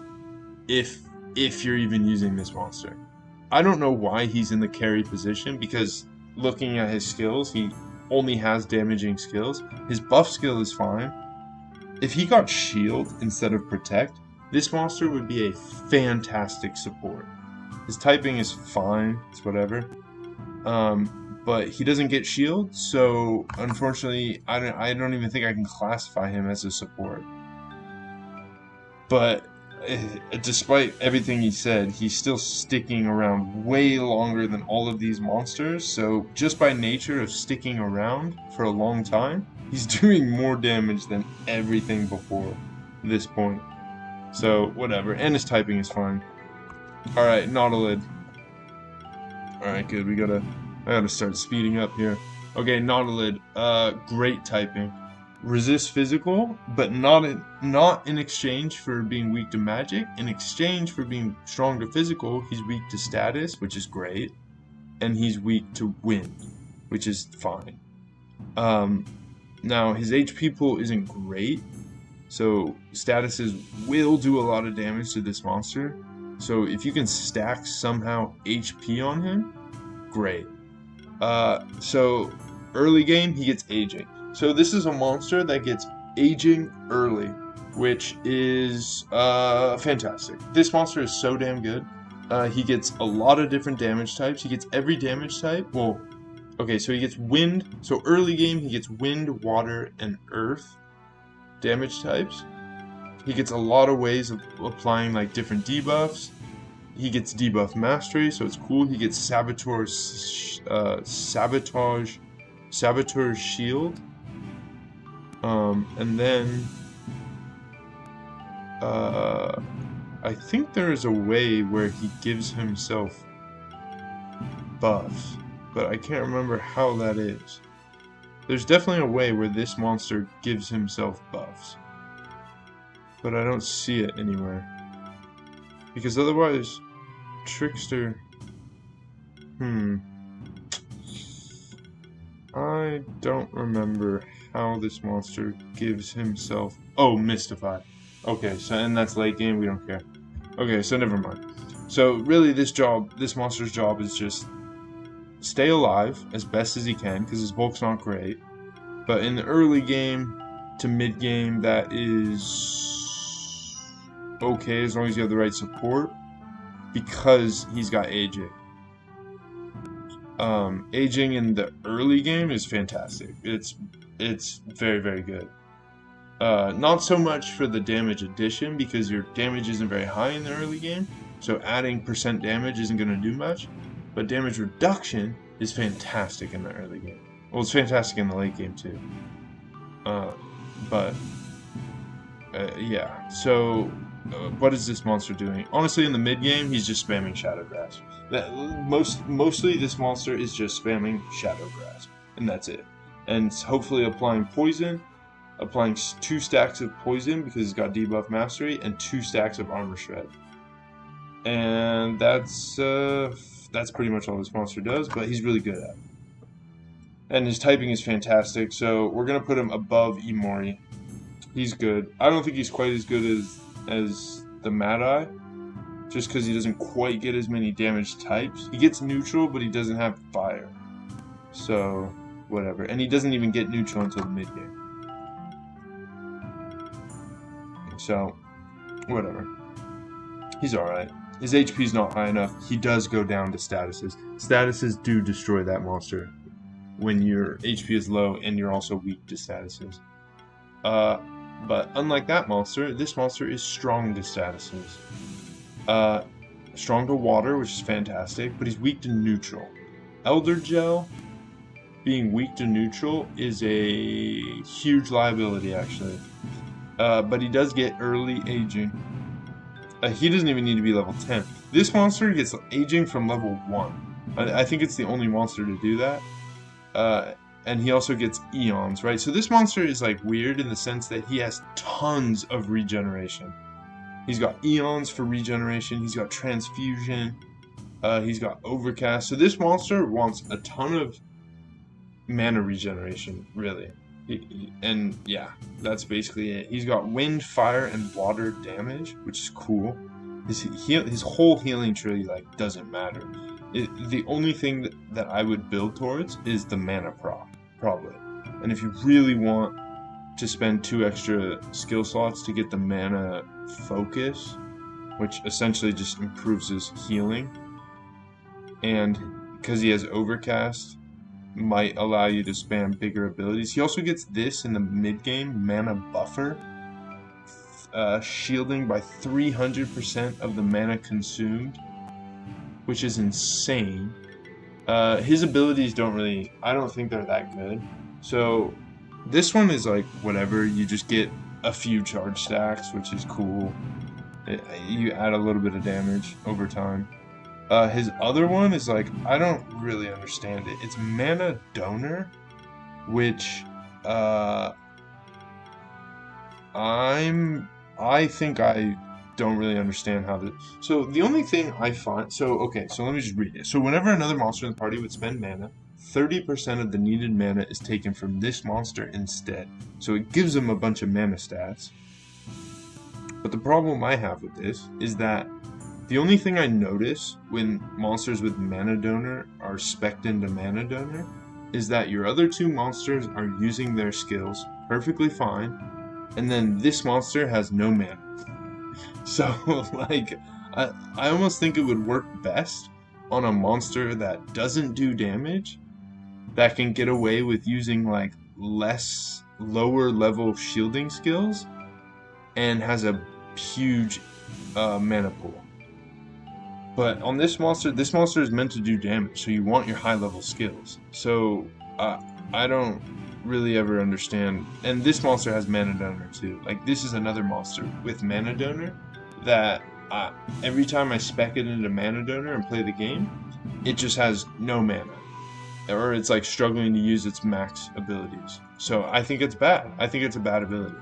I might be thinking about it wrong, or applying it poorly, but yeah. So mana donor is trash. This one is also not great. It's just not bad. So I take it. But the monster itself, Elder Gel, is good. His only liability is that he's weak to neutral. He's got good sort of damage options, damage abilities. He's not quite as good as Nautilid though, so I will keep him right before Nautilid. Being weak to neutral is a massive liability. Neutral is hard to predict. Almost everything has neutral damage, and so sometimes this monster will just get like double targeted by a strong neutral attack and it's dead. That's it. Even before it gets to like 3 stacks of age. Okay. Next is, Manticore. Okay, so this one's similar to... So, Mana Donor is trash, I've already said that. The other one is... I think it's Critical Apex. Critical Apex, I'm pretty sure. Yeah, so it's Critical Apex, so it's just for sure better in any case. So we're going to take it. And where did he go? Okay, so skills. So he's got neutral damage. That's cool. He's got critical apex, so he's generating. So you want skills that hit a lot of times, right? So that immediately eliminates these multi-target skills. I don't even know why I have these multi-target skills. I clearly did not know how to play the game when I was in my first save file. So he's got freeze, applies chill. That's cool. It hits probably like 5. Oh no, it hits 6 times. So early and mid game, it's hitting 6 times, which is decent. Ignite is hitting 5 times early and mid game, and then voltage 5 to 6 times, and then arcane bolt, which is mostly what you're going to be spamming, 6 to 7 times in the mid game. So that's it. So it's got neutral, wind, fire, and cold damage, and that is pretty much all it does. It's got, yeah. Oh, it also has mana buffer. So despite being weak to physical and strong to magic, this monster, I have seen this monster take like 3 physical attacks. Like, it has been triple targeted physical. Now, it had a maxed shield and maxed health, but it took 3 physical attacks, and then because it had transfusion, it gained like half of its health back, a bunch, and then I clicked my shield button on my support, and then I used an attack on this, and because of this, it went straight back to full shield. And then just praying that I didn't get triple targeted again. I didn't, and then it was back to full health. So like, transfusion puts up a bunch of health, and just shielding in general. I wish I could tell you how shields were calculated. I can't. I actually don't know. But shields are so powerful in this game, and they are so required for doing, or at least in a master difficulty playthrough, right? This monster is surprisingly very good. Let's just check what his stats are, right? So his magic stat is very high, so he does good damage. In fact, outside of the aging, the only reason I'm tempted to keep him below these two is because these two do have aging. But aging is sort of, it's almost an ignorable mechanic. Like, you can almost ignore it. It's a very good mechanic, but when you die, it's just, it didn't help you. When your monsters go down, well, you wish aging did more. So it is usually pretty ignorable. But it's cool when a monster has age, because you can say that that monster gets one of the best passives in the game. Okay, Drake Azul. Yeah, so I think all the dragons are fantastic. Unfortunately, Drake Azul only gets 2 damage types, so he gets either magical or physical water damage, or even multi-target physical water damage, whatever, if you want that, or multi-target gale damage. Like, and this is a monster where you're probably going to be respecking it depending if you want physical or magical water type moves, but he gets crit, so you're going to build this monster crit, right? So crit, critical freeze, triple chill. So this monster's great at just applying chill. He also like gets like exploit party, which is fantastic because it affects the whole party. So right there, that aura alone just puts this monster above most carry monsters in the sense that he is adding utility to his party, similar to the monk. So this monster will probably go straight next to the monk. His damage isn't. I mean, his damage is good. Like, look at his damage stats, right? Just all of the stats. All of the dragon stats are so high. Like, just their base stats are so high. It's pretty hard not to just take them and put them right here. Like, plus this monster is just adding. I almost think he's gonna go above the monk just because it's bulkier. And like, he's got 2 resistances. Like, I'm a huge fan of monsters that. Wait, where'd he go? Oh no, I lost him. Oh, he's right here.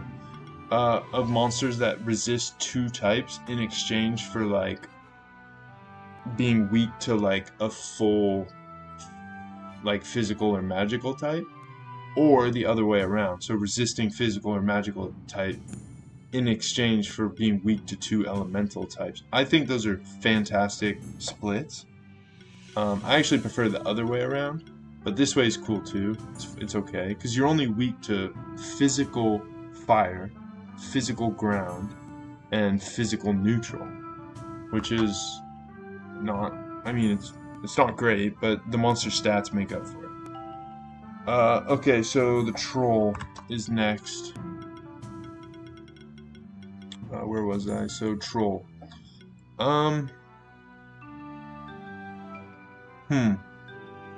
This monster is kind of not great. So taunt, I would not recommend taking taunt.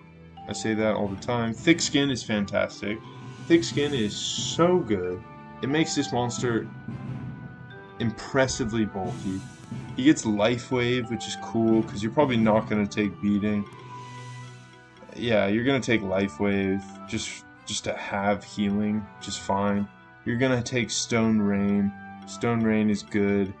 Corrosive Assault is good, but really what makes this monster different than most other monsters is it has multi-armor break. Multi-armor break plus corrosive jabs. He doesn't... Oh, and armor shred. In the early game is this monster is just putting 3 stacks of armor break on people, and then you're just doing a lot of damage to those enemies. So... that's about it. It's a pretty, and then in the mid game you get like poison glands plus hex touch, which is kind of cool. Man, yeah, that's about it. Yeah, I mean his late game passives are pretty cool. They're pretty good too, but they're not like necessary for his kit to work. His kit is just apply armor break, be bulky, I guess taunt, but a taunt will get him killed, so I don't suggest taking taunt. And yeah, and do like sort of, you know, not a lot of damage, but he doesn't do a little amount of damage. He doesn't do no damage. He's pretty good. He's very usable. His only weakness is he resists earth and he's weak to fire. So we're gonna slot him probably here just because of how bulky he is. He doesn't do as much damage as Minotaur. He only has access to really earth and water attacks, which are cool, I guess. Actually, it's like the same as the Minotaur. It's just the Minotaur gets access to better neutral damage than what he gets access to. So, that's that. Brutus. Okay, Brutus. Yeah, so this is one of, like, the most straightforwardly statted monster. Like, look at his stats. His attack is through the roof. His HP is fantastic. His defense is good. His mana is abysmal. His mana is literally, he has no mana. He doesn't have mana. So the abilities of this monster, I don't even know, because so his shifts are relentless. So I have Utopia, which is just not even, it does nothing. It just adds 3 charge stacks every turn, which is like adding, what, 9% damage to everyone, which is cool per turn. And Relentless. Relentless reduces the mana cost of his abilities by 25%, but it only adds 1 bar of mana. So this one adds 4 extra like bars of mana. So I almost think that it's better, just for mana purposes. I still think it's better. This one gives you like more stats elsewhere, but I think the 9% extra damage plus more mana is better than reducing the cost of mana cost of skills. So whatever, that's just my opinion. It doesn't really matter. I'm sure either are usable, but this monster does one thing, and it's kind of sad, but this monster clicks Heavy Punch. So this monster, and I guess Blessed Strikes too. You could go Blessed Strike. I just only ever click Heavy Punch. And this monster gets Sure Strike at mid-game, right? So that is about the bare minimum of when you need it to still be a usable monster. If it got this at 30, this monster would be unusable. But this is the first thing you will get once you turn level 20. And then this monster is usable. You just need a little bit of regen. Luckily, Heavy Punch is a low mana cost skill. So like look, this monster has no items. Sure, he's level 42, but his mana regen is almost at the level 4 Heavy Punch. Almost allows him to use level 4 Heavy Punch already. But yeah, so you add a little bit of mana regen and then just a bunch of defense, attack, or no, actually you probably want to build crit on this guy, a little bit of crit, because he does have like extra, what, oh, maybe not actually. He's got like 5 crit here, and then he gets like 10 crit on the first hit, can't be dodged, so it doesn't matter, it doesn't have to be crit. You could probably build in bulk instead of crit. But you could put, there's an illegal item called the One Punch Fist, which just adds damage to the first hit of an attack. This guy only has 1 hit of an attack. In exchange for like lower health. It lowers your health. So I usually put it on him because his health is so high anyways, and I don't really notice him dying easier. But the dude's so one-dimensional. He's so good. He's probably the best monster at doing that. One job, just clicking Heavy Punch. And he gets Sure Strike at 20, which he doesn't. The freaking Brawler, whatever this monster's called. And he does, actually. He does. He's just not very good. He doesn't get it till 30, so 30, 30. The Eagle, the Spectral Familiar Eagle, doesn't get it till 30. So all the monsters that require it, they don't get it till late. So monsters that get it earlier, like Tengu and him, they are not in the D tier for that reason. Okay, what's next? Lava Blob. Okay, Lava Blob is really simple. What does he do? He has Cleansing Flame, which is fantastic. This is a multi-target skill, probably won't use it. And he clicks like Ignite and Tackle. He clicks Ignite and Tackle. He's got Dark Instinct. He also gets like weird things like Precision and... Well, he gets Precision. You're never going to take Precision. I don't know why I have this skill. But you're mainly just waiting until the mid-game, and you're going to be clicking Lava Rush. And you get double initial burn in the early game. So you're going to click... So you're just going to rely on initial burns, and then you're clicking Lava Rush. And he also gets Hot to the Touch. So if anyone attacks you, probably chances are that they're getting a burn stack on them, and then they're getting lava rushed. Because this move does, this is probably the highest damaging move in the game, as long as they have burn.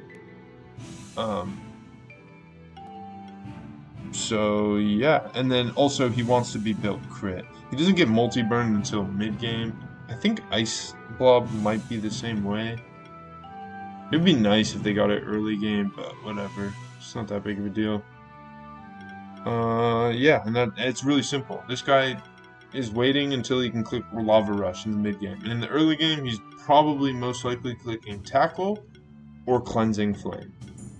And that's it. This tree, honestly, this tree doesn't even really matter. Like, there's a couple things in here, passives you want, so you can build it out for that reason. But, yeah. And then you're taking Dark Instinct. The other one, I don't even know. I think it might be Debuff Mastery. No, it's definitely not. I don't know. I don't remember what it is. Switch Stone. I'll go check him out. Oh, it's Supremacy. Yeah, no. No, the Dark Instinct, he does a lot of damage. Like, his damage stats are pretty high, but then because of the 20% extra, he does a lot. He always ends up doing a lot of damage. Plus, Lava Rush just does buku bonkers amounts of damage when it ignores 50% of their defense, which is a lot. So yeah, he's really good. We're starting to run out of space here, unfortunately, but I'm gonna put him top of B tier. Actually, I don't think he's these levels of good. Just because he's weak to water, strong to fire. His bulk isn't great. I mean, he is a slime monster, right? So he's never going to be like... He's not high stat. He's not very high statted. So yeah, I think top of B tier is good. Just because he does so much damage. He's only hitting with 2 types, normal and fire. But he ignores a lot of armor, which is nice. Yeah, so this monster... I hate this monster. Glowdra. Cool monster, right? An insect dragon. It's like the Flygon version of Pokemon, or Flygon version of Monster Sanctuary. But let's, like, what is he doing? So he's clicking Solar Rays for fire damage. Okay. Void Flare, I doubt he's ever clicking unless you really want a regeneration buff. No, you're never clicking Void Flare. And he's clicking Charge Beam. So... Ooh. That's it. And then, let's see, what passives does he get in the early game? Literally gets nothing. He gets nothing. He gets protected offense without actually having an ability to get a shield. So, okay, so you need someone in the party to be applying shields. He gets preparation, which is cool. He gets sorcery, which is okay, but he's only hitting fire and wind type damage. And neutral, I guess, to even make use of sorcery. But he does get multi-sorcery, so... I mean, just clicking sorcery, or charge beam 3 times, that's cool. That's cool, I guess. He's not really applying debuffs. I mean, he's got Burning Heat, so he can apply Burn. But, like, Blinding Sunlight, which is fantastic. The Sizzle Knight gets Blinding Sunlight in like the early or maybe mid game. He doesn't get it till the end game, so it's useless. This is a great passive. Doesn't get it to the end game. Useless for a playthrough. Electrify, combined with Mystify, Electrify is great, but he doesn't get it till the end game. So it's just useless. This monster is garbage.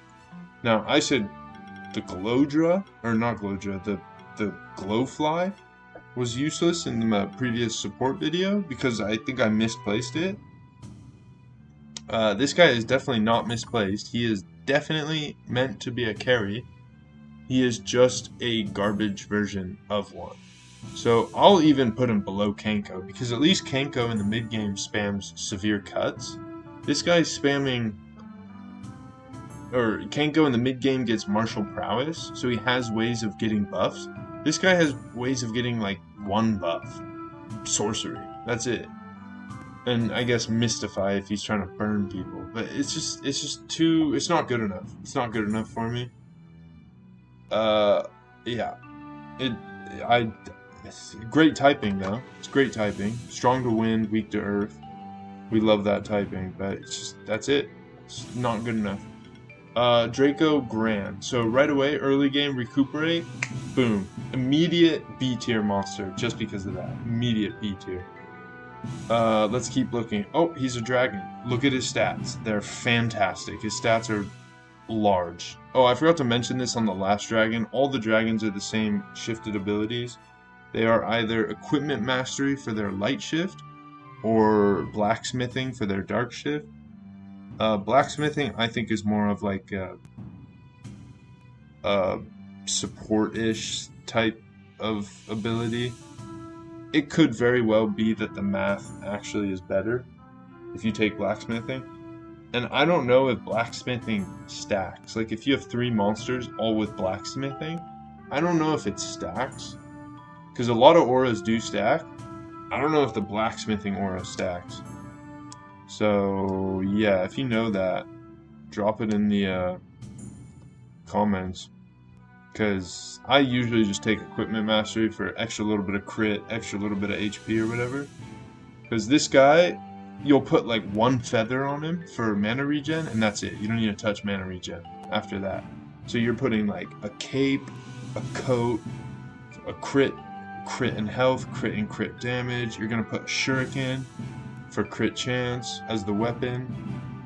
And then one other item that just gives crit and something else, like a gauntlet, crit and defense, because his defense is his lowest stat. So adding defense is going to have a lot of value, or it's going to have the most amount of, like, it's going to have value. He gets glory in the mid game if you want access to that. It is a shielding skill, so it can be, like, when your support dies, which usually it does, this guy can be your emergency support if need be. I don't really suggest it. Hopefully it doesn't happen, but it is possible. And then yeah, so he's got Cleansing Flame for his fire. He's got this for big damage, physical fire damage. Cleansing Flame for special fire damage, plus removing buffs, which is fantastic. Well, yeah, it's sort of fantastic. I mean, 2 isn't great. And even by late game, 3 isn't even that good. So it's always kind of like a race that you lose without having access to the actual cleanse passive. Cleanse passive gets rid of more debuffs than what these skills do. But whatever. Okay, so wind and fire. So he's got mostly magical wind until mid game. Then he has physical wind. And then he's got magical or physical fire. So double typing, but he's a dragon, he's fantastic. He doesn't have the same utility that the Frost Dragon has, because remember, the Frost Dragon over here had a passive where anytime any monster in the party like hits a weakness of an enemy, then they get a random buff and apply a shield. He doesn't have that, so unfortunately he's not quite as much of a team player. He does have improved assault, which is nice, but in exchange for that, he gets recuperate. So he's more like item. He's less mana dependent than the Frost Dragon. But still, I would rather take the aura that just shields everybody and gives everybody a random buff when you utilize a weakness, which usually you are hitting for weaknesses with at least like 2 of your 3 monsters. Like your utility monster is usually hitting a weakness, and your carry monster is usually hitting a weakness, unless you're forcing this guy into your party for that reason, in which case maybe not. Alright, Asura. Alright, Asura is dead good. So Asura, let's just see real quick. So early game, he's really simple. He's clicking punch combo, probably because it does the most damage, and fiery punches. Really simple, whatever. But he also gets like multi-sidekick, multi-glory, buff catalyst, kindle, and assistance, and lifesteal. And this is weird. So every heal that comes from this monster has a 10% chance to apply sidekick. That works with lifesteal. So when he's hitting a monster 5 times, he's 5, so that's like, I mean, this isn't quite how math works, but let's just call that a 50% chance to gain sidekick. He also has multi-sidekick, so that's fantastic. Um, that is insane. Like having multi-glory and multi-sidekick in the early game, on like if this gets paired, plus he has holy presence, right? So all you have to do is have a shielder out in front. So you could have like the steam golem. Let's say like a perfect party would be steam golem, slot 1, put shields, early game, and then slot 2 could be like I haven't really talked about as many healers, but there's a monster called like Garugu, where he has the ability to attack. He's got cleanse capabilities, and he does have healing capabilities. So you have a monster like that, just clicking heals or whatever, or maybe a buff here and there or whatever. Then yeah, sure. So that's just adding buffs. So both of those are just adding buffs. Plus this guy, who, like, Holy Presence is so good. His other ability is Dual Wield, which I don't think is nearly as good. I think Holy Presence is so damn good. His stats are fantastic. Look at his stats. He's not wasting any stats on his magic. This guy is full-blown physical carry. Put him on the back line and just watch him throw hands. This guy, once you get to the mid game and you get Blessed Strikes, and he's just stacking glory on himself, and this also just stacks a random other buff because of Holy Presence. And he's also probably stacking Sidekick because of Lifesteal and Assistance. And dude, this guy just ends up with so much. And then once you like get burned on someone, then you can just click Lava Rush on him. And I already talked about how good this skill was in Lava Blob. He just deletes monsters, and he just uses buffs super well with Buff Catalyst, and this monster's broken. This monster is so good. His only weakness is he's strong to fire, weak to water, which is like whatever. I mean, it's okay. It's not the end of the world. This monster is definitely S tier. This is the ideal, unless you like, yeah, this is just an ideal carry monster, but that's all he does, right? He's just carrying. Now, he does have access to the Holy Presence thing, so he does have utility, but unlike these monsters, he doesn't have like hard utility, like Congeal, Multi-Chill Congeal, and this monster is 50% cleanse, plus he just stacked blind, which is crazy. So yeah, but he's still S tier because he does more damage than either of those two other monsters. Okay, Mega Rock is dead cool. I mean, aging it. Okay, so first let's talk about the early game. So early game, he can apply weakness, right? He can apply shock, he can apply burn. Cool. He also gets channel, one of the best buffs in the game. And he gets channeling balance, which just makes channel definitely the best buff in the game. So right there, that's automatically a B tier monster. We're looking at a B tier monster. He gets wind, fire, earth, and neutral damage. That's really good. We're putting that in the, this monster is definitely good.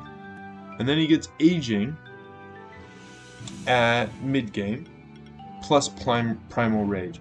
Primal Rage, I've said, is the best passive in the game, which it definitely is.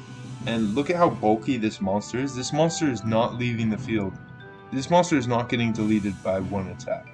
Like, this monster is for sure taking 2 attacks probably on the first turn if they double target him.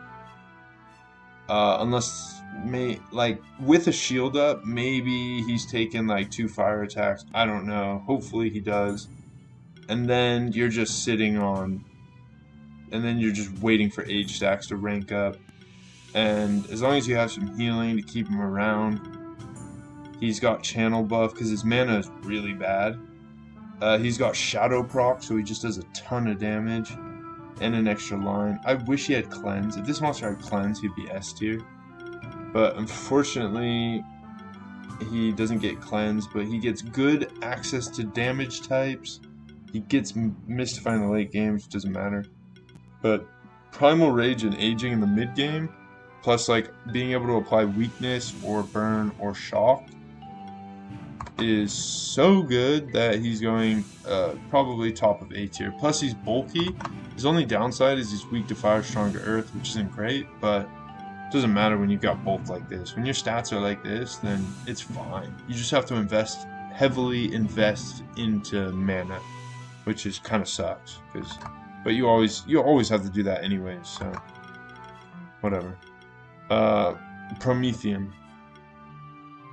So this monster always confuses me because he's a robot that only hits for electricity and normal.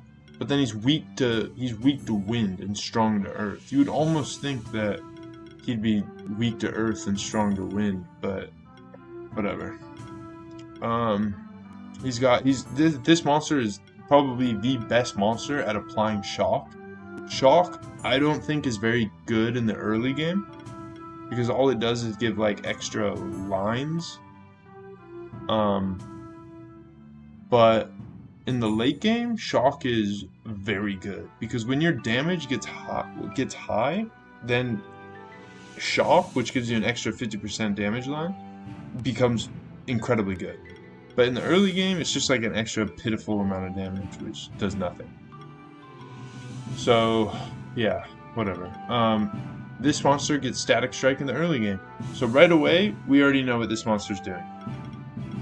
This monster's clicking heavy punch up until the mid game, and in the mid game he gets access to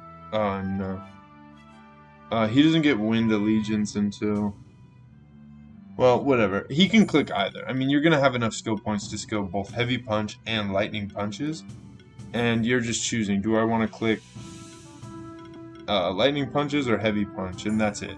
That's it.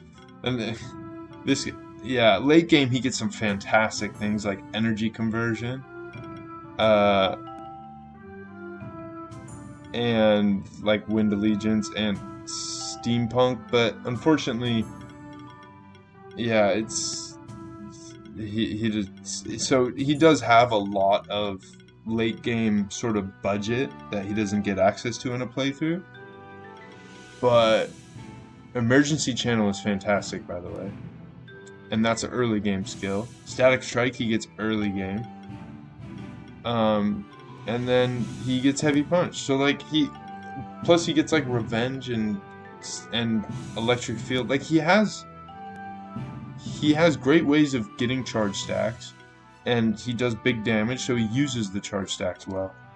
And he's simple, right? He's only hitting for 2 types, but like similar to Brutus, it's just that he has weaknesses, right? So he's weak to wind, strong to earth, which doesn't really matter.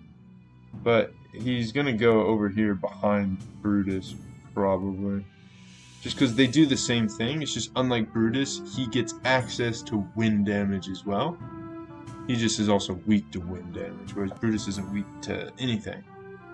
But yeah, I mean, whatever. Okay, next is Argiope. So this monster is so late game budgeted that it's gonna be hard to. So this monster literally does nothing in the early game. Like, sure, okay, he's got tether, cool, or sticky impact, whatever. He gets lifesteal and symbiosis. So right away, you don't have to worry about managed regeneration. Like you can click tackle combined with lifesteal, and symbiosis means you're getting a ton of mana back. We don't need to worry about mana regen. He's a mixed attacker, not super high attacking stats. He gets heal charging, so he mainly just applies healing on himself passively via lifestealing and like auto healing, but these don't matter to the late game. So let's see what his other one is, because I don't actually know. I'm not a huge fan of heal charging, really, ever. Unless it's on the cat, because that all the cat does is heal.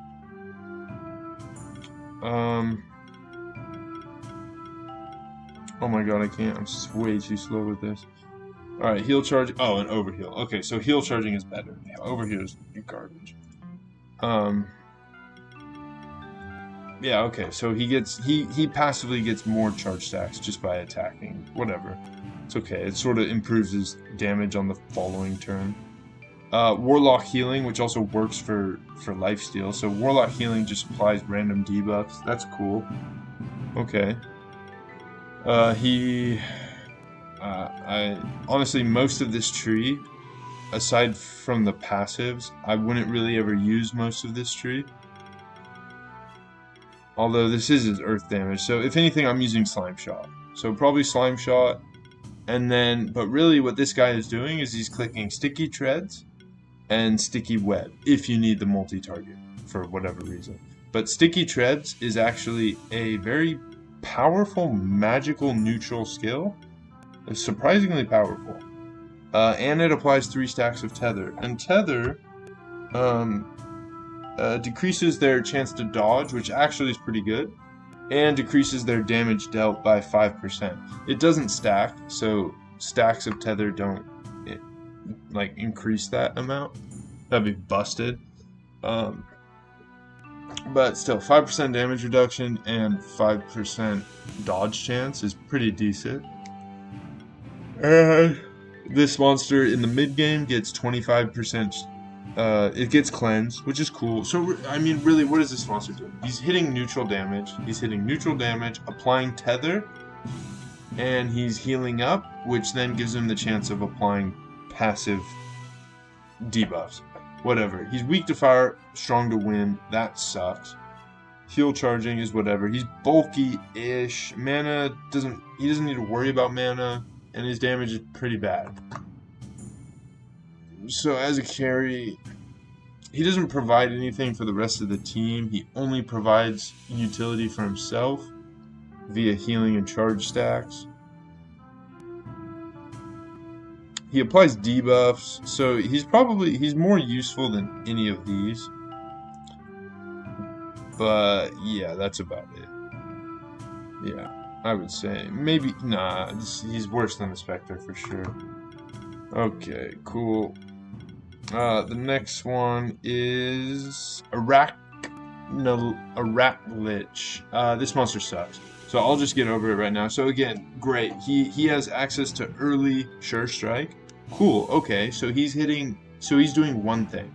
He's hitting guaranteed Ice Bolts for the first 20 levels of the game.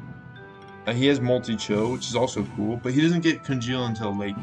When you fight this is another version of a monster where when you come across 3 of these, you can't take the encounter because of how powerful they are. They do so much damage, and they have triple chill, congeal, so you're just going to get ice stormed 3 times, and then get congealed, and then you're going to take 1 turn, and then you're going to think about it for a second, and you're going to run away, because you're not going to be able to take another turn, and you have no mana even to take your second turn to use abilities with. So yeah, the monster's incredibly powerful when he's on the other team, but when he's on your team, he's lacking congeal. He doesn't have congeal, and he's also pretty fragile. His typing is like actually pretty good, like resisting water and neutral in exchange for being weak to magical wind, fire, and earth is not that bad. That is surprisingly a pretty good. It's not bad. But this monster is not good. Like Sure Strike doesn't really do anything for any one of his skills except for Ice Bolt, and he doesn't get cooling. So like, unless you're clicking Blizzard or Ice Bolt, you're not really applying chill. And if it's just this monster applying chill, then it takes 3 turns before you can have chill on 3 monsters. And if you're clicking Ice Bolt 3 times, that monster is going to be dead anyways. That monster's going to be dead in 2 probably. So like, I don't know. The monster's way too late game budgeted for me. I don't like it. It's a really powerful monster because I know that because plenty of these have ended my runs before. I've lost runs to these multiple times. Even when I go into an Arachnid team or an Arachnolich team, and there's like 2 of them, and I think, okay, I've got a great team to fight Arachnoliches with, and I just die. and like yeah, I'm just dead. It's so garbage. But when you're using him, like, cool, okay, sure strike, it's fine. I'll actually put him top of the of the D tier, just because he gets early sure strike. So alone, he's already better than this brawl fish person, fish brawler. But at least, yeah, that's it. That's all I can do. That's all I can justify for him. I'm sorry for any Arachnolich lovers out there. I doubt there are many, but I'll tell you what there are probably a lot of lovers of is Spinner. Spinner's kind of a cool monster. Now, is he good? Yeah, he actually is. He's got mixed attack, so he's got a little bit of magic damage, and his earth magic damage, his water magic damage, and water physical damage, which is cool. He's got fire magic damage and fire physical damage, and then he's got neutral physical and neutral magic. So, and then I guess in the mid game he gets physical earth. So he's got earth, water, fire, and neutral damage, all physical and magic.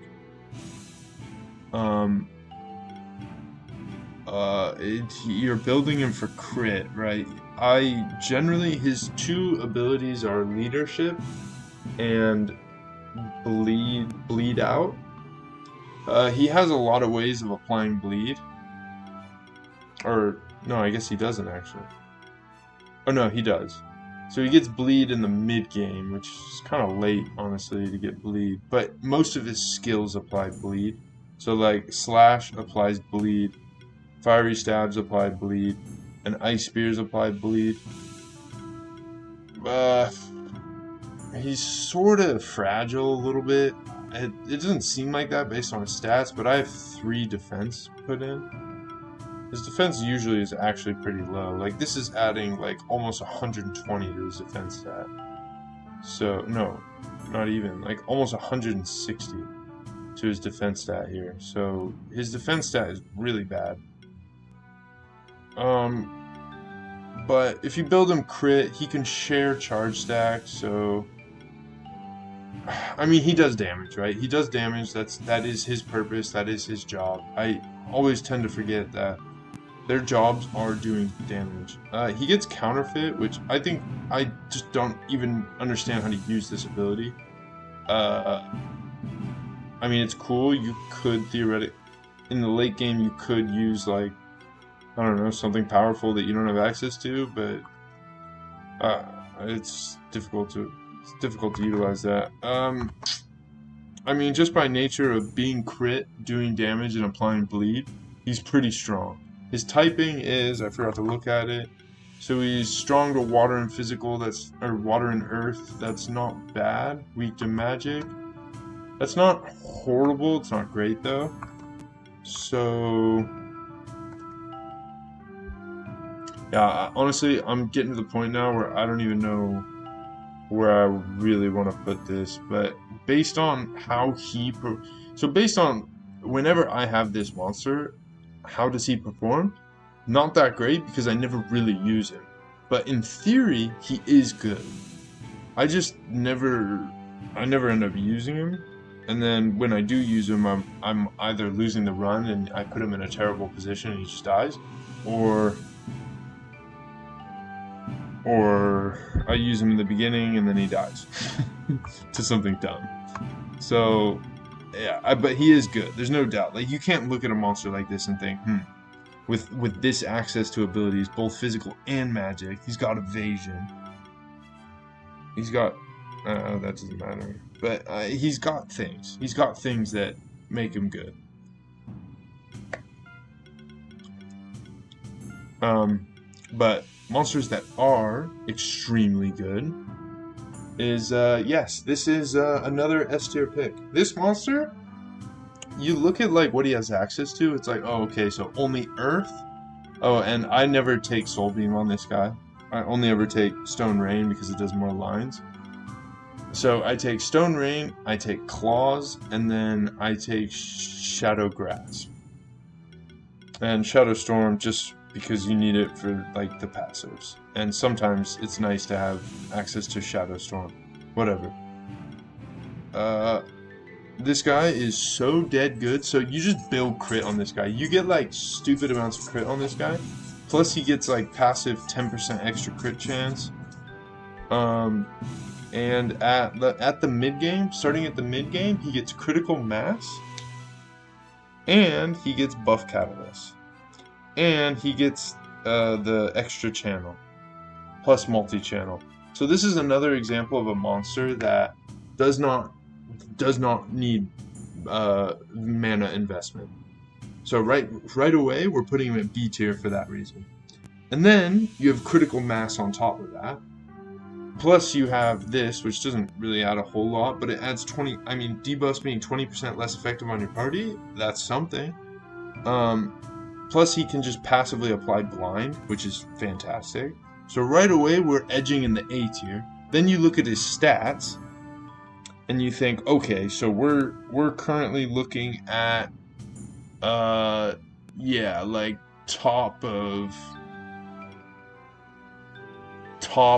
bottom of S tier probably. Just because he's a dragon and his stats are so bonkers. Then you look at the fact that he resists neutral and earth. That's nothing to write home about. I mean, resisting neutral is great. Resisting neutral is so valuable, but whatever. So this monster just does such a busted amount of damage, and it only takes like 2 turns. Like, so in 2 turns, he's sitting on so many stacks. He's sitting on triple channel, and he's just breaking stats, or he's just breaking through monsters. He's got physical access. He's got magical access. He has hits. He has moves that hit a lot of times. His stats are great. His typing is I mean, it's fine. It's not bad, which essentially is good. He's pretty much better than the entire A row. He doesn't really provide much to the party. But when you are that good of a carry, especially when you have access to the best damaging type in the game, which is neutral, you're going to get put at the bottom of S tier, for sure. This monster, every time I have this monster, it always lasts a long time, and it always carries me through, it always outperforms what I expected to do, every single time. And it shows up a lot, actually, weirdly enough. Unlike, well, we're going to skip to the end here, the other dragon.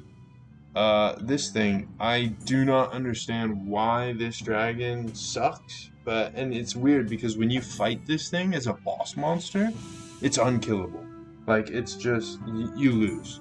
The game's over. If it's like a boss monster where, let's say it's like a required boss monster, so like the Elder Gel, like in that area, the game's just over. Unless you have like, I don't know. I don't even know. I don't understand why this thing sucks so much, and then you fight it as a boss monster, and it's just broken. Because it has access to this, I guess. Like, it can stack an additional stack of every buff. But, like, I just don't understand where it's getting the stacks from. Because, like, it clicks, like, Void Flare one time, and then it's just on 2 stacks of every buff. And I'm like, what? How does that even make sense? Or it clicks like Water Surge one time and it's just fully buffed. And I don't understand it. But so if you have this monster, it's like, okay, multi-target skill, we're never going to use that. Multi-target skill, we're never going to use that. Sea Rage and Water Surge. Okay, that's cool. So he can apply buffs to himself. He can also share those buffs. That's cool, I guess. Heat Shimmer, he can apply glory, share the glory. And then he's got Tackle. So really for damage, like, I mean, Tackle is his most damaging skill, because it ignores 25% of the damage reduction. But like, that's it. That's all he's doing. He resists water and fire, which is fantastic.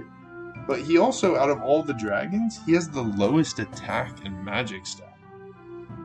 Which is probably why I always feel so underwhelmed about this monster. Because,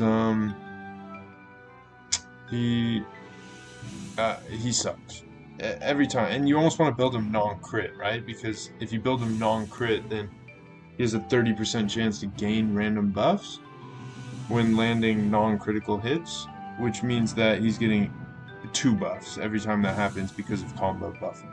That's like a mid-game mechanic, though. I mean, he is good, right? Like, looking at this monster, looking at everything I've just explained about him, he's good. Like, you can't argue that this monster is not bad. Like, you build him non-crit, you put his signature item on himself, which is a swallow, and it improves non-critical damage. And, or you can put one of the illegal items on, which gives you negative crit chance, so you can end up with 0% crit chance instead of the base 10. But, like, just having, like, yeah, I don't actually know. Looking at it, I always, like, talk myself up. Like, wait a minute, this monster is good. And then I use him, and he just doesn't perform well. Mainly because he's a carry monster without good carry stats. Like, 8 is okay, but that's with the light shift. Yeah, so it's base 8, but I don't know. I don't know, man. I think it's... He's definitely not S tier. I don't even think he's an A tier. Since again I'm getting myself baited in again, where I look at his stats, I look at his skills, and I think, wait a minute, this monster is good. And then you go and use him, and you will think the same thing that I think every time I use the monster, which, wait a minute, no he's not. He's actually unusable. He's not very good. He does nothing. And I never noticed the buffs. This monster is supposed to apply buffs to himself. I'm not seeing it. That always happens to me.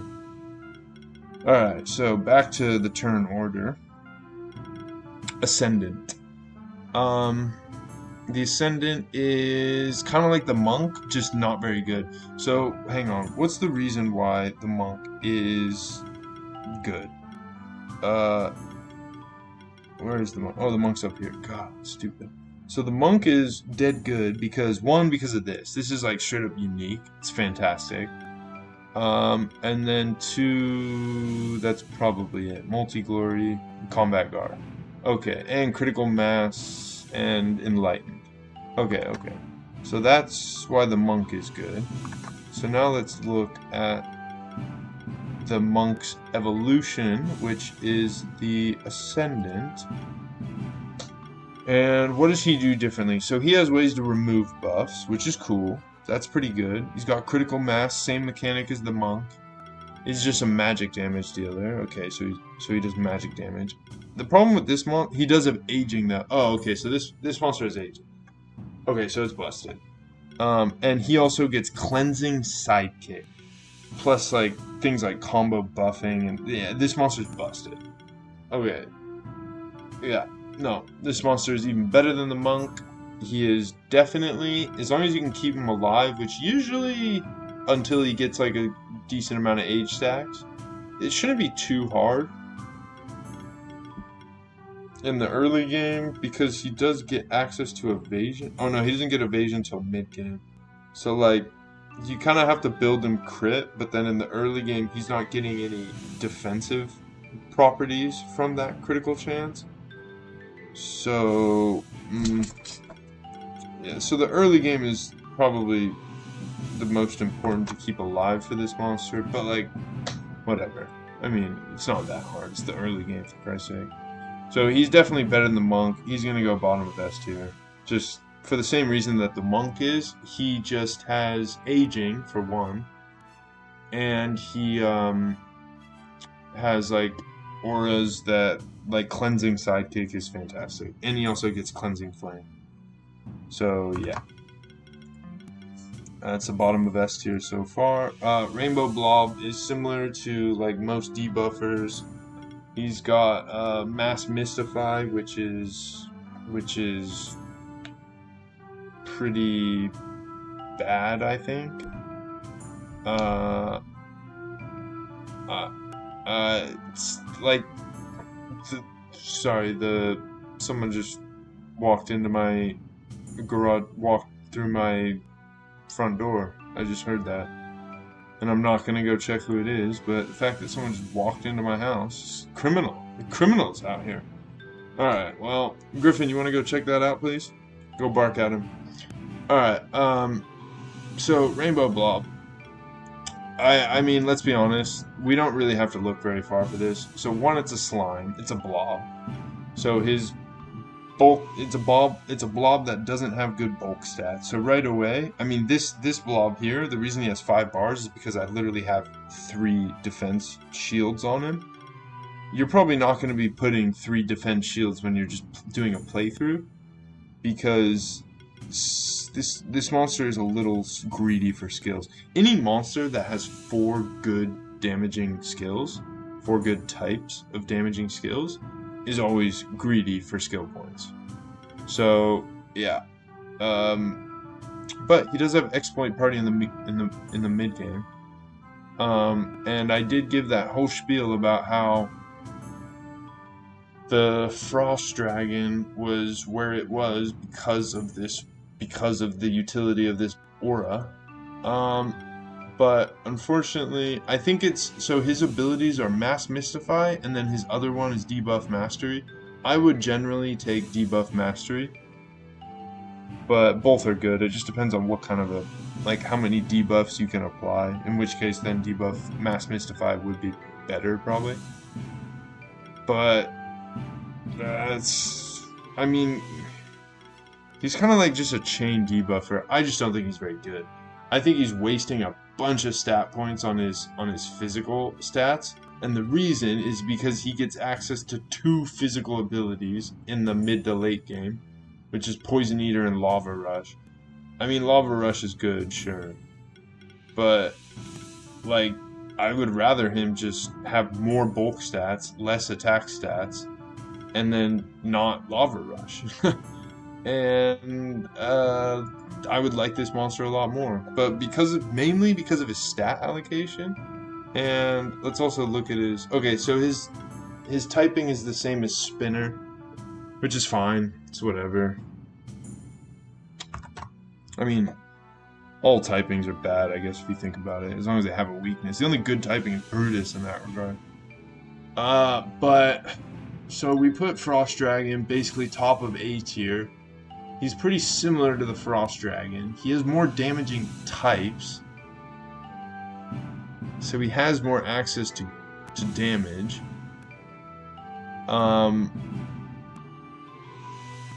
But he's not a dragon. He's a blob. So we'll put him right here behind Lava. Maybe even in front of Lava Blob, because I've had a party where I've actually straight up just done a randomized run with just the slimes in a New Game Plus, and as far as like which slimes get the most use, I would say definitely King Slime, definitely Ice Slime, and then the third slot is usually the first slot is Ice Slime once he gets access to Ice Shield, and then King Slime, and then your third slot could be either of these two. Really, it's never gonna be the slime, because that thing is garbage. That thing is literally just garbage. That thing has no utility. When we get to the utility section, that thing is going straight into D tier. Just the base slime. So yeah, whatever. Rainbow, I think that's a little generous, but it's fine. I'm feeling generous. Nearing the end anyway, so. Alright, this is a big monster to talk about. So this thing is terrible, by the way. I'm just gonna say it. This thing is god-awful. Unusable. However, it is also one of those things where you have to avoid the encounter. Like, if you walk in and take the encounter, this thing will drop you. And it does not need support. It doesn't need buffs. It's scary because you will look. And the thing you have to remember is that when you fight this, it doesn't matter what level it is in the wild. It has all of its skill tree unlocked. So it's got all of this crit damage. Look at this crit damage. This crit damage is stupid. It's like it's sitting on base 200% crit damage, and then it has ballistics, which is scary as Christ. Because it's like, okay, so so unlike those things where it's like first strike or first impact, where it does 40% extra damage on the first hit of an ability, this is just straight up just 25% more damage, but with at the cost of 10% chance to miss.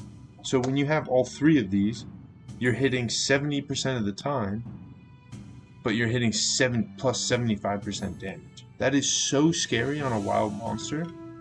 And then they just come at you and they click fiery punches, like a level 5 fiery punches. No monster in the game, unless you have a fire resist, is taking it. So it's just getting dropped if they connect, right? So it's just gamble. You're just gambling. And yeah, you're just gambling on the fact that they won't hit you, and that very often does not work. So yeah, that's it. That's all there is to say about this monster. You cannot fight against it unless there's one of them and you have the ability to take it out with like fire or water damage. Speaking of which, this typing is possibly the worst typing in the game. Like, this is straight up the worst typing in the game. Yeah, it has to be, because this is trash. This thing, if you put this on your team as your carry, you're not going to get far. I can tell you that right now. You won't get far, and when this thing's on your team, it doesn't connect with anything. It literally just misses everything. So, I don't even know what else to say about it. It's trash. It's just garbage. So, yeah.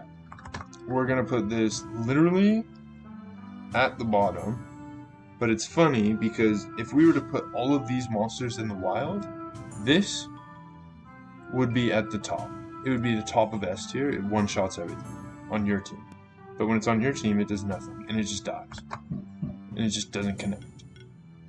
So, yeah, little bit of, yeah, just a little bit of weird stuff. Okay, and this monster is fantastic. Okay, so this monster is probably one of my favorite carries in the game, I think.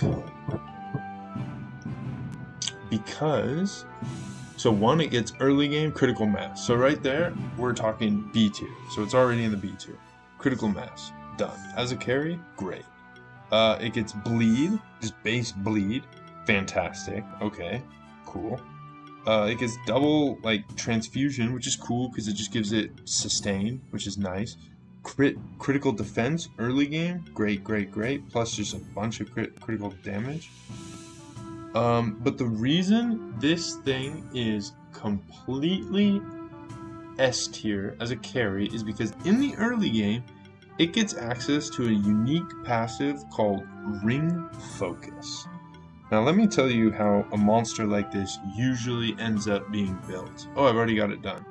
Okay, so if you are not playing with illegal items, then you would build it like this. Either the first one with the katana, whatever. So katana +5, vital ring +5 just for the tankiness, impact ring, crit ring, and then sustain ring. And that's it. You only need one mana item because you're getting plus 80% extra. Like, if I take this mana, so that mana ring, that said, what, plus 60 mana regen? If I go to switch it out, it says mana regen minus 143. How does that make any sense? How does that math work? What's 80% of 60? I don't know, but it's definitely not 84 or whatever that math was, because that I don't know how the math works, but it's broken. So yeah, mana, that ring focus is so good. All you do is just stack rings on this thing and it just carries. That is it. It just carries you through. Now there are illegal rings. There's one ring called the Omni ring, which just gives like every stat. So you get that, you put that on instead of the vital ring, and it just is insane. or you can even put it instead of the sustain ring, because usually this thing's over, like what do you ever need 300 mana regeneration for? You don't, ever.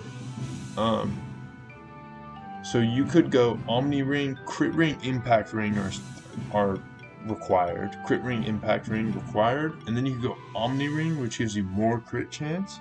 And then you could go, there's another ring, I forget what it's called. It's like the Sun Ring or the Moon Ring, where it gives you crit chance and crit damage at the expense of, basically gives you every stat at the expense of mana regen, which is fantastic. So this monster just has so much equipment access. Oh yeah, and his equipments are, his skills are Equipment Mastery, which is usually the one I take, just because of this passive. That's the only reason. I think his other ability is pretty good. It is Mana Potential, which essentially just gives him additional damage and additional damage reduction.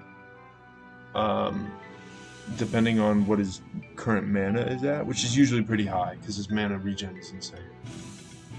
But yeah, he's got access to every type in the game. Now it's only physical, but whatever. It's every type. So this is a case.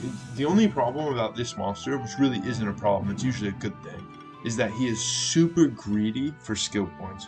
You are always behind on the amount of stuff that you want to take to the amount of stuff that you can take, depending on what his level is. Like especially from level like 10 to 30 pretty much. You're just always behind. You're super greedy for skill points. So in that regard, this is actually a case of like, for this monster, you're usually reskilling him a lot of times. You're usually skill resetting him, depending on what elements you want going into the fight. Like, you could even start up a keeper battle, because in keeper battles you don't see what you're fighting, so you look at the battle, and then you start the battle, and then you forfeit, and then you reskill him into what you think he'll need, because this is your carry, this is your most important monster. Well, technically support is, but whatever. For doing damage, this guy is going to win you the fight.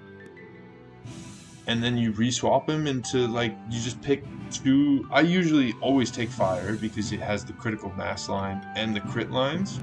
And then I always take wind. And then you're just choosing between either earth or water. Or normal, I guess. If you need the normal damage. Which is pretty uncommon, but sometimes you might need it. So, yeah. Just having that, I mean, I don't even know why I'm continuing to talk about this. We're going to put him right there. It's pretty simple. In fact, we're going to put him probably even in front of, yeah. And the only reason he's this far up is because of that ring focus passive. Because the amount of stats this thing is getting is disturbing. It is just off the charts. So, yep, that's that. Okay, next one. Only 5 left, guys. So, real quick. Alright.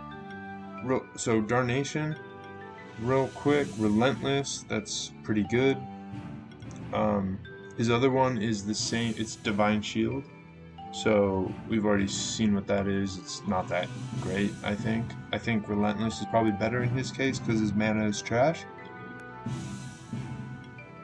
So, physical resistance, that's great, in exchange for being weak to magical fire and magical wind. So, that's pretty good. That's a pretty good typing, not gonna lie. He gets aging in the mid-game, he gets cleanse in the mid-game, he gets severe cuts in the mid-game, and he gets corrosive jabs plus armor shred. So, unfortunately, his fire skill isn't very good. Like, when you have cleanse, you want something that hits a lot of times. So he gets burrow. So he gets an earth skill that hits a lot of times. He gets a neutral skill that hits a lot of times in the mid game. And then he gets a water skill that hits a good amount of times.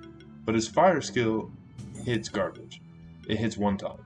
Does a lot of damage, sure, but it hits one time, and you're probably never using the fire skills on this guy. You're also probably never going to use center of mass on this guy. You want to focus targets down, and you want to cleanse targets. That's sort of his purpose. He's got 3 types. He's got normal, ground, and water. Triple armor break, which is cool. Although, he doesn't actually have armor shred. So, it'll take him 3 turns of corrosive jabs. But whatever, the aura is still worth taking, obviously. It's just unlikely that you're going to be applying armor break 3 times. Yeah. And that's it. His stats, let's look at his stats. Great attack, great defense, trash HP. Trash, man. So unfortunately, for that reason,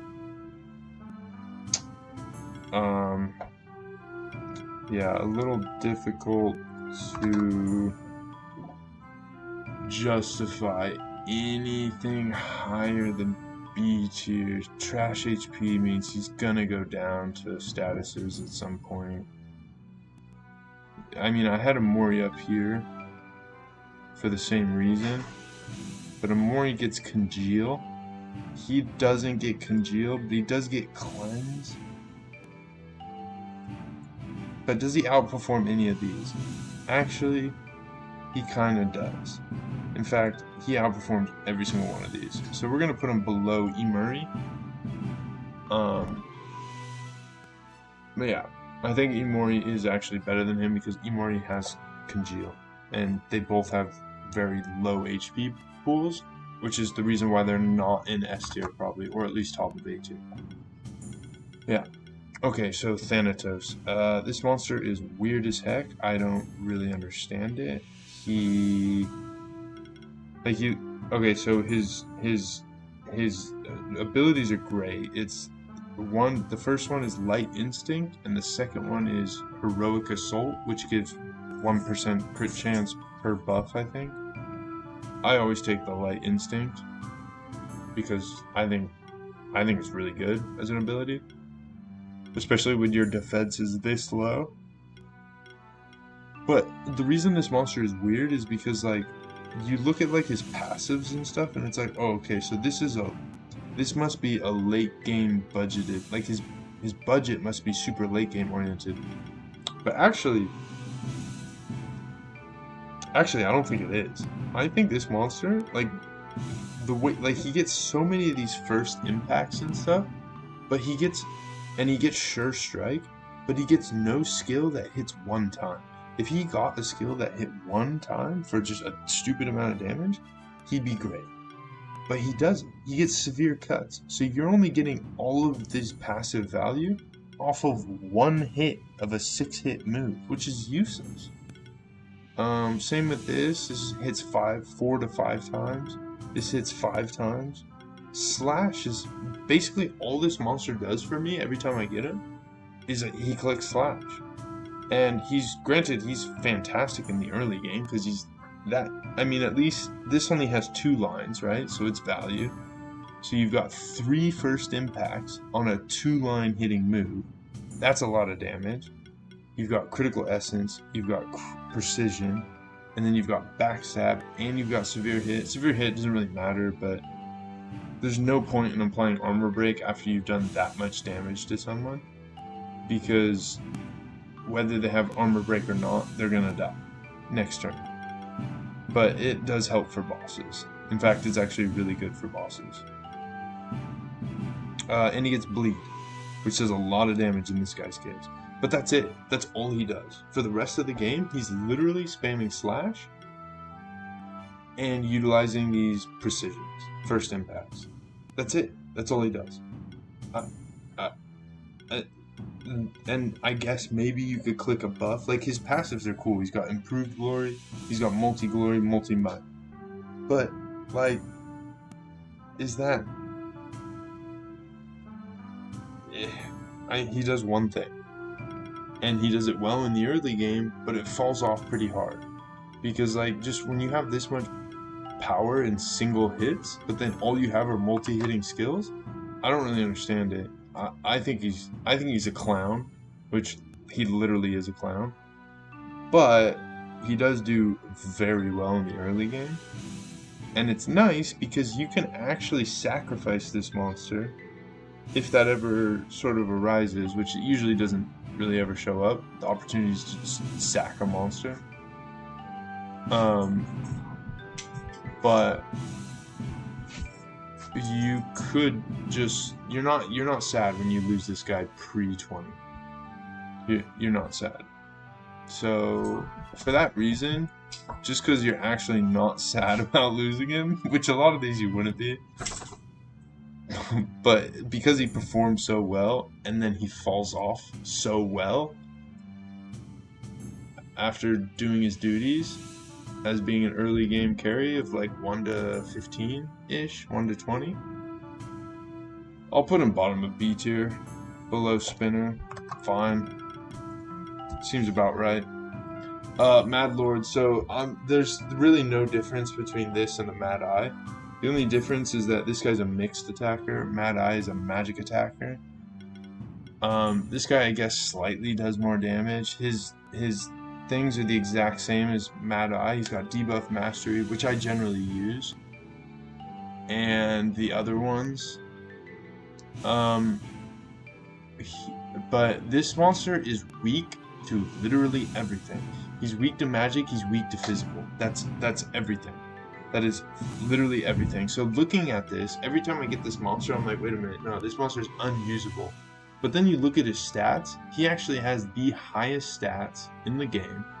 This is the final boss of the base game, by the way. And he, and when you fight against this monster as a boss monster, or even in the wild, if you fight 3 of these, it's tough. Because they get like Mystify, he gets double Mystify, so every time he applies a debuff, by mid-game, he's getting a random buff. But he's got great damage access. He performs well. I always think he won't perform well, and I have won a master run. Master Bravery run with Mad Lord from the beginning. He went all the way through as the last slot monster. And he, well, for most of the time, I mean, he wasn't always. Sometimes I swapped in a different option. But he went all the way to the end. And he actually did a very good job. And ever since then, despite being weak to absolutely everything, his bulk is so high that he can theoretically, like, if you think about it, it's basically, there are monsters that have lower stats than like what he has that have weaknesses. If you just cut his stats in half and then give him no weaknesses, that's essentially what that is.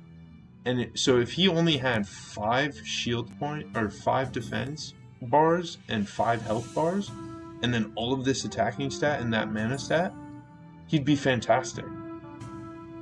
But instead you're doubling it, his defense, and then you're over doubling the health, and then you're just adding an extra 50% damage that he takes while doubling his defensive stats.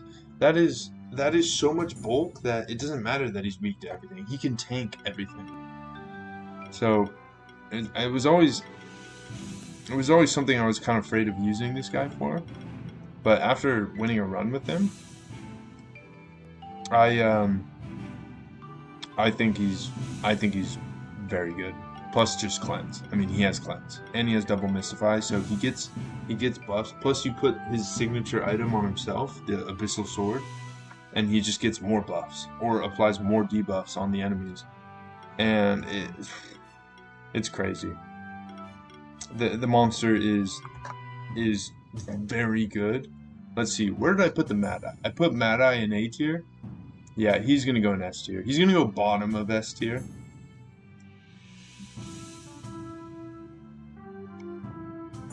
Despite, unlike most of these monsters, he does have a winning run. Alright, he has a winning run, Mimic has a winning run, Sizzle Knight has a winning run. I think maybe Asura does, maybe the Dragon does. And then I don't know about the rest of these, but all I remember are the carries and the supports as far as like who won. But I mean, he won, so he has to go in the S tier, right? Isn't that how it works? But no, he is surprisingly good, despite being weak to absolutely everything. Okay, so Voidinoid. This monster is completely broken. So starting at level, let's say 20, 20, wait, 21, 22. I don't actually know how many skill point or what level. I think if you hold skill, so one, he gets counterattack. Counterattack's fantastic. I think if you hold skill points, like if you, I can't remember how I did it, but basically starting at level 20, once he gets access to critical base, to double critical base, he immediately goes from 10 to 40% crit chance, which is broken. And then you can just invest in mana. I think it, what does he have? Oh, he's got Assault Shield. So this monster is unkillable because look at how bulky he has, plus the Assault Shield on top of it. Usually Assault Shield is given to monsters that aren't that bulky, but when a monster is this bulky, plus has Assault Shield, plus doesn't have to put any investment into crit and can just put it into defense and health and mana, because and when he does so, he just gets more attack. This monster gets such stupid amounts of attack. Let me show you. Let me just show you real quick. This monster, I think, achieves, it feels like the highest attack stat in the game, but it could be wrong. I don't actually know. Oh, okay, filter. Attack. So that's a Morningstar. So we'll put a Morningstar 5 on him. And then we'll put, I don't know, filter, health? Yeah, health, probably. So we'll put a hood and mana regen. Yeah, a hood and mana regen. Look, his attack is already 866. What the heck? How did that happen? And then we'll put defense and regen. So look, his damage reduction is at 54. Which is good enough. We're happy with that for playing through. I mean, these are level 5 items, right? So we're not, that doesn't happen. But I'm just saying, as in the late game, you will have, once you get to like the mystical workshop, you will probably be having, and even before then, at least for weapons, you will have level 5 items. Yeah, and he's at 900, and there is a way to get him to, I mean, look at this, the crown, right? That literally gives him a bunch of stats that give him attack and mana. So just like that. Although I might actually prefer a helmet.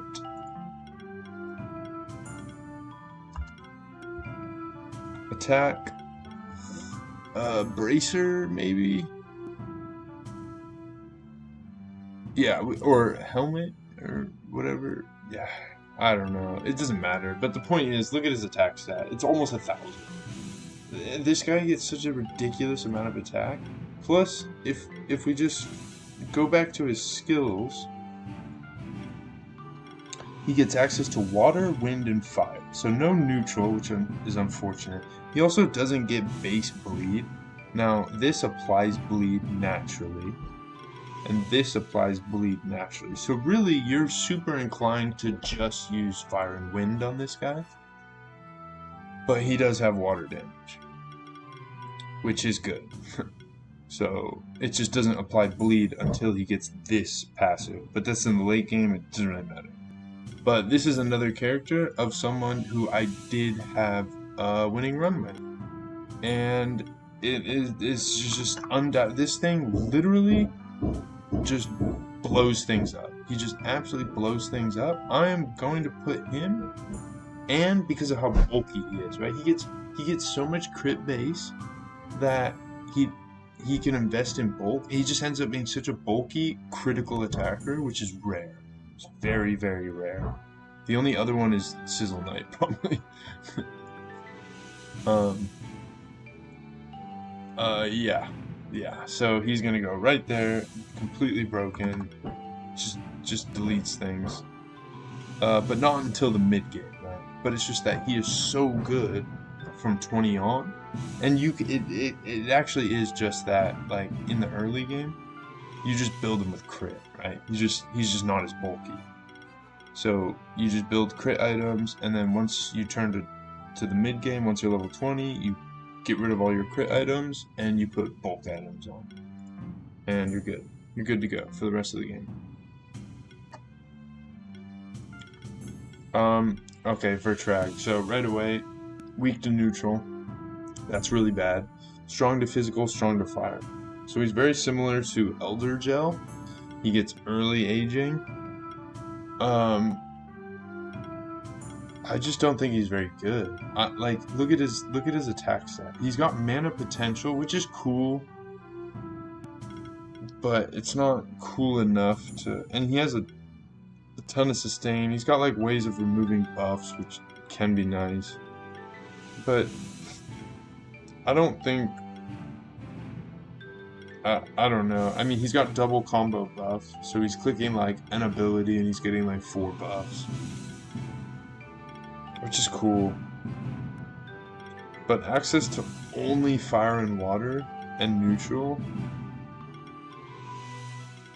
He's very similar to the dragon Dracomir that I was ragging on about, but it's kind of similar. Like I guess when you look at him and you look at his stats, first of all, he's not very bulky, right? So you are really relying on the aging to kick in. This is a monster though, where if you fight him as a boss monster, he's borderline impossible to beat at certain stages of the game. Like in the mid game, if you fight one of these, it's tough to beat him because he's just stacking buffs. He's just fully buffed after one turn. It feels like, because he uses 2 abilities. So he uses like Heat Shimmer and then he uses Snow Veil, and he's just sitting on every buff on the planet. And then you have to fight that. And if you don't have a cleanser, you lose. You just straight up you lose. So it's a bit of a gamble in that regard. Just boss monsters in general. Boss randomizers in this Bravery runs are always a gamble.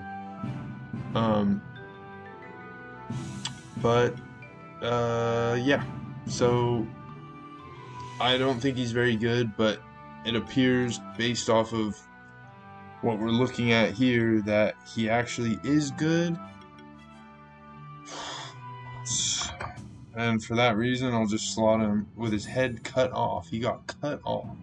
I will go ahead and slot him right next to Dracomir, because his stats are not nearly as good as Dracomir's. But,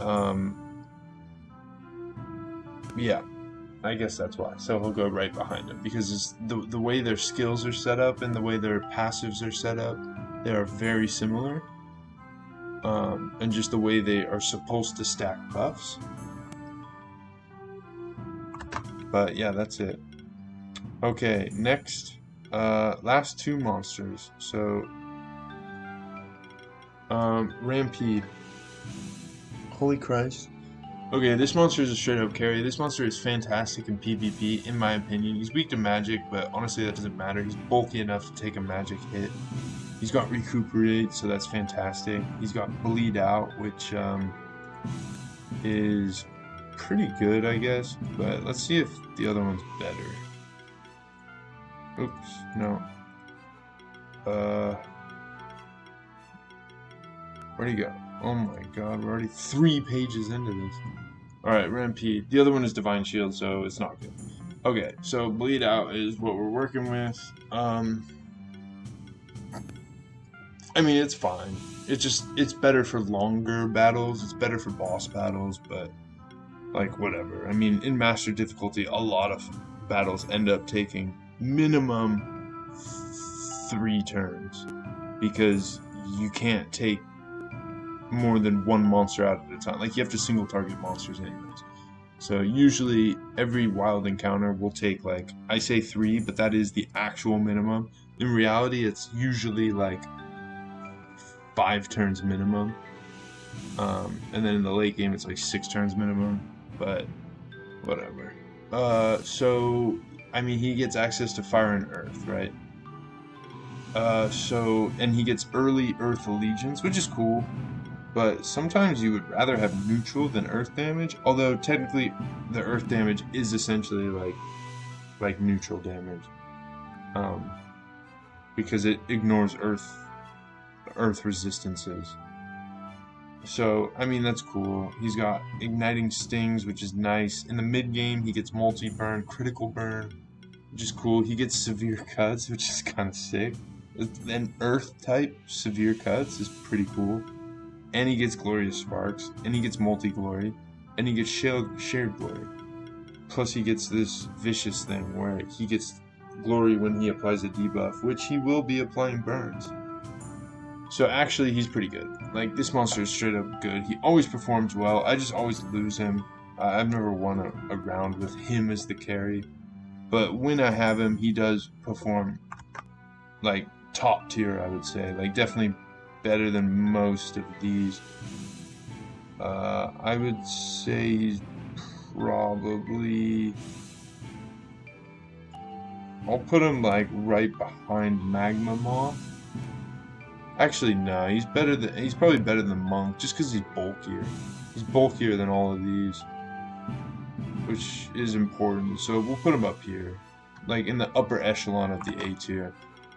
And I don't know if you guys are able to guess where this monster is gonna go. This monster is completely busted. The only issue that I have with this monster is it only hits for fire and wind. That's it. So it has 2 attacking types, which is its only letdown.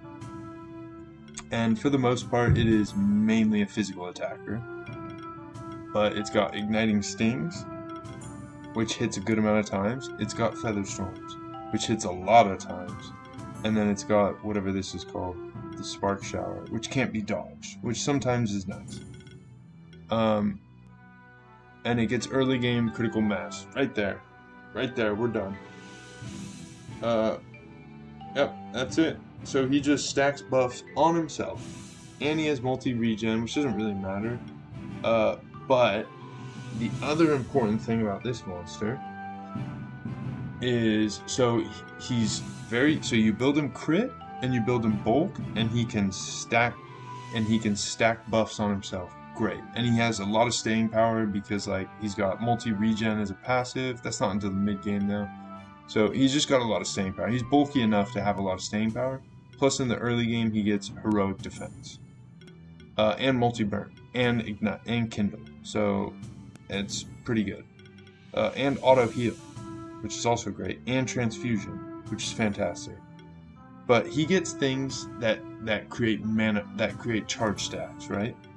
So critical edge gains a charge stack on every critical hit. Every 40 mana generated, he gets a charge stack. And then you're thinking like, wait a minute, but okay, so he gets charge stacks. Heal charging. All heal skills give whatever. I don't know why this guy is currently set up as a heal charge. His other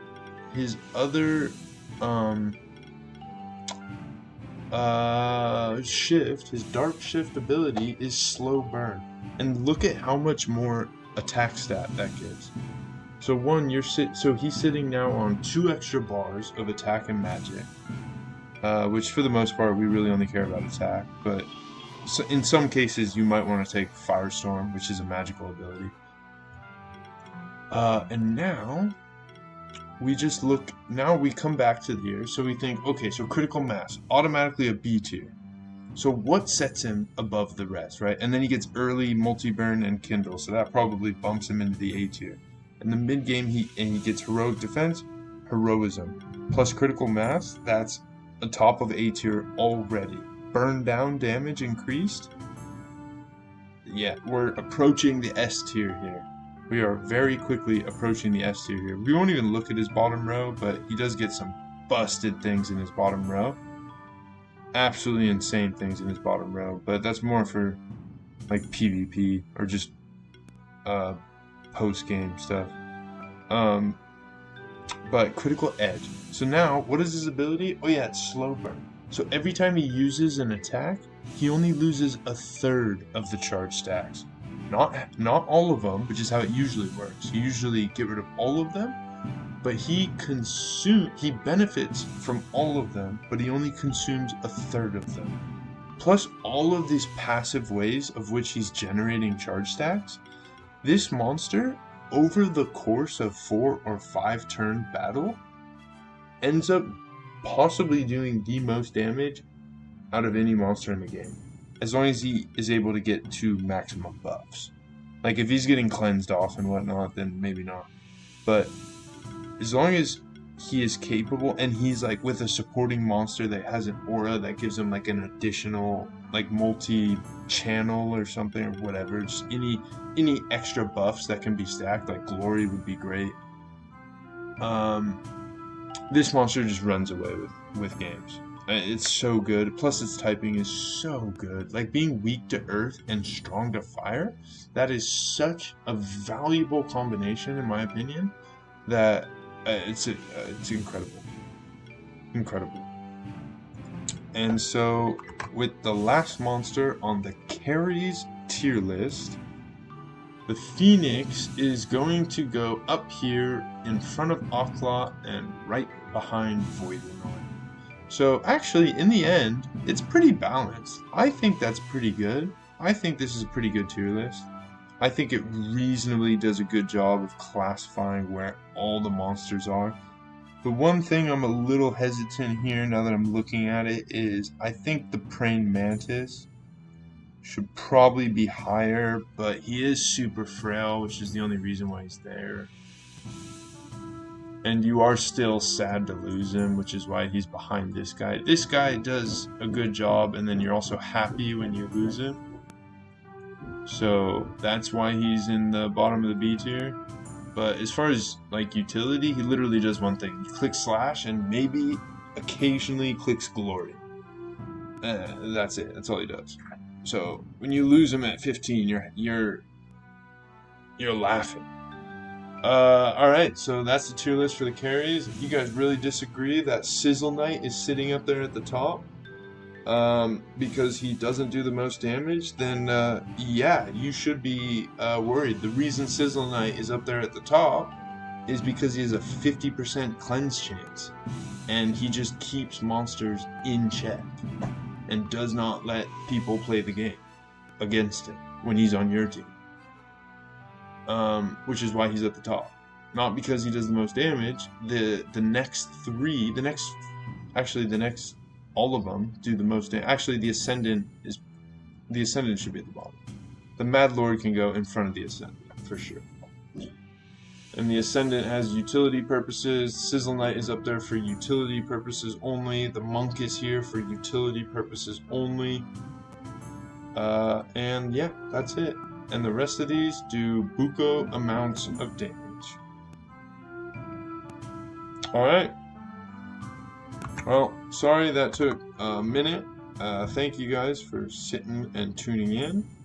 And the last video for next episode are the utility picks, which is basically every monster that we haven't done so far, which hopefully isn't that many. So, take care, and I will see you on the other side.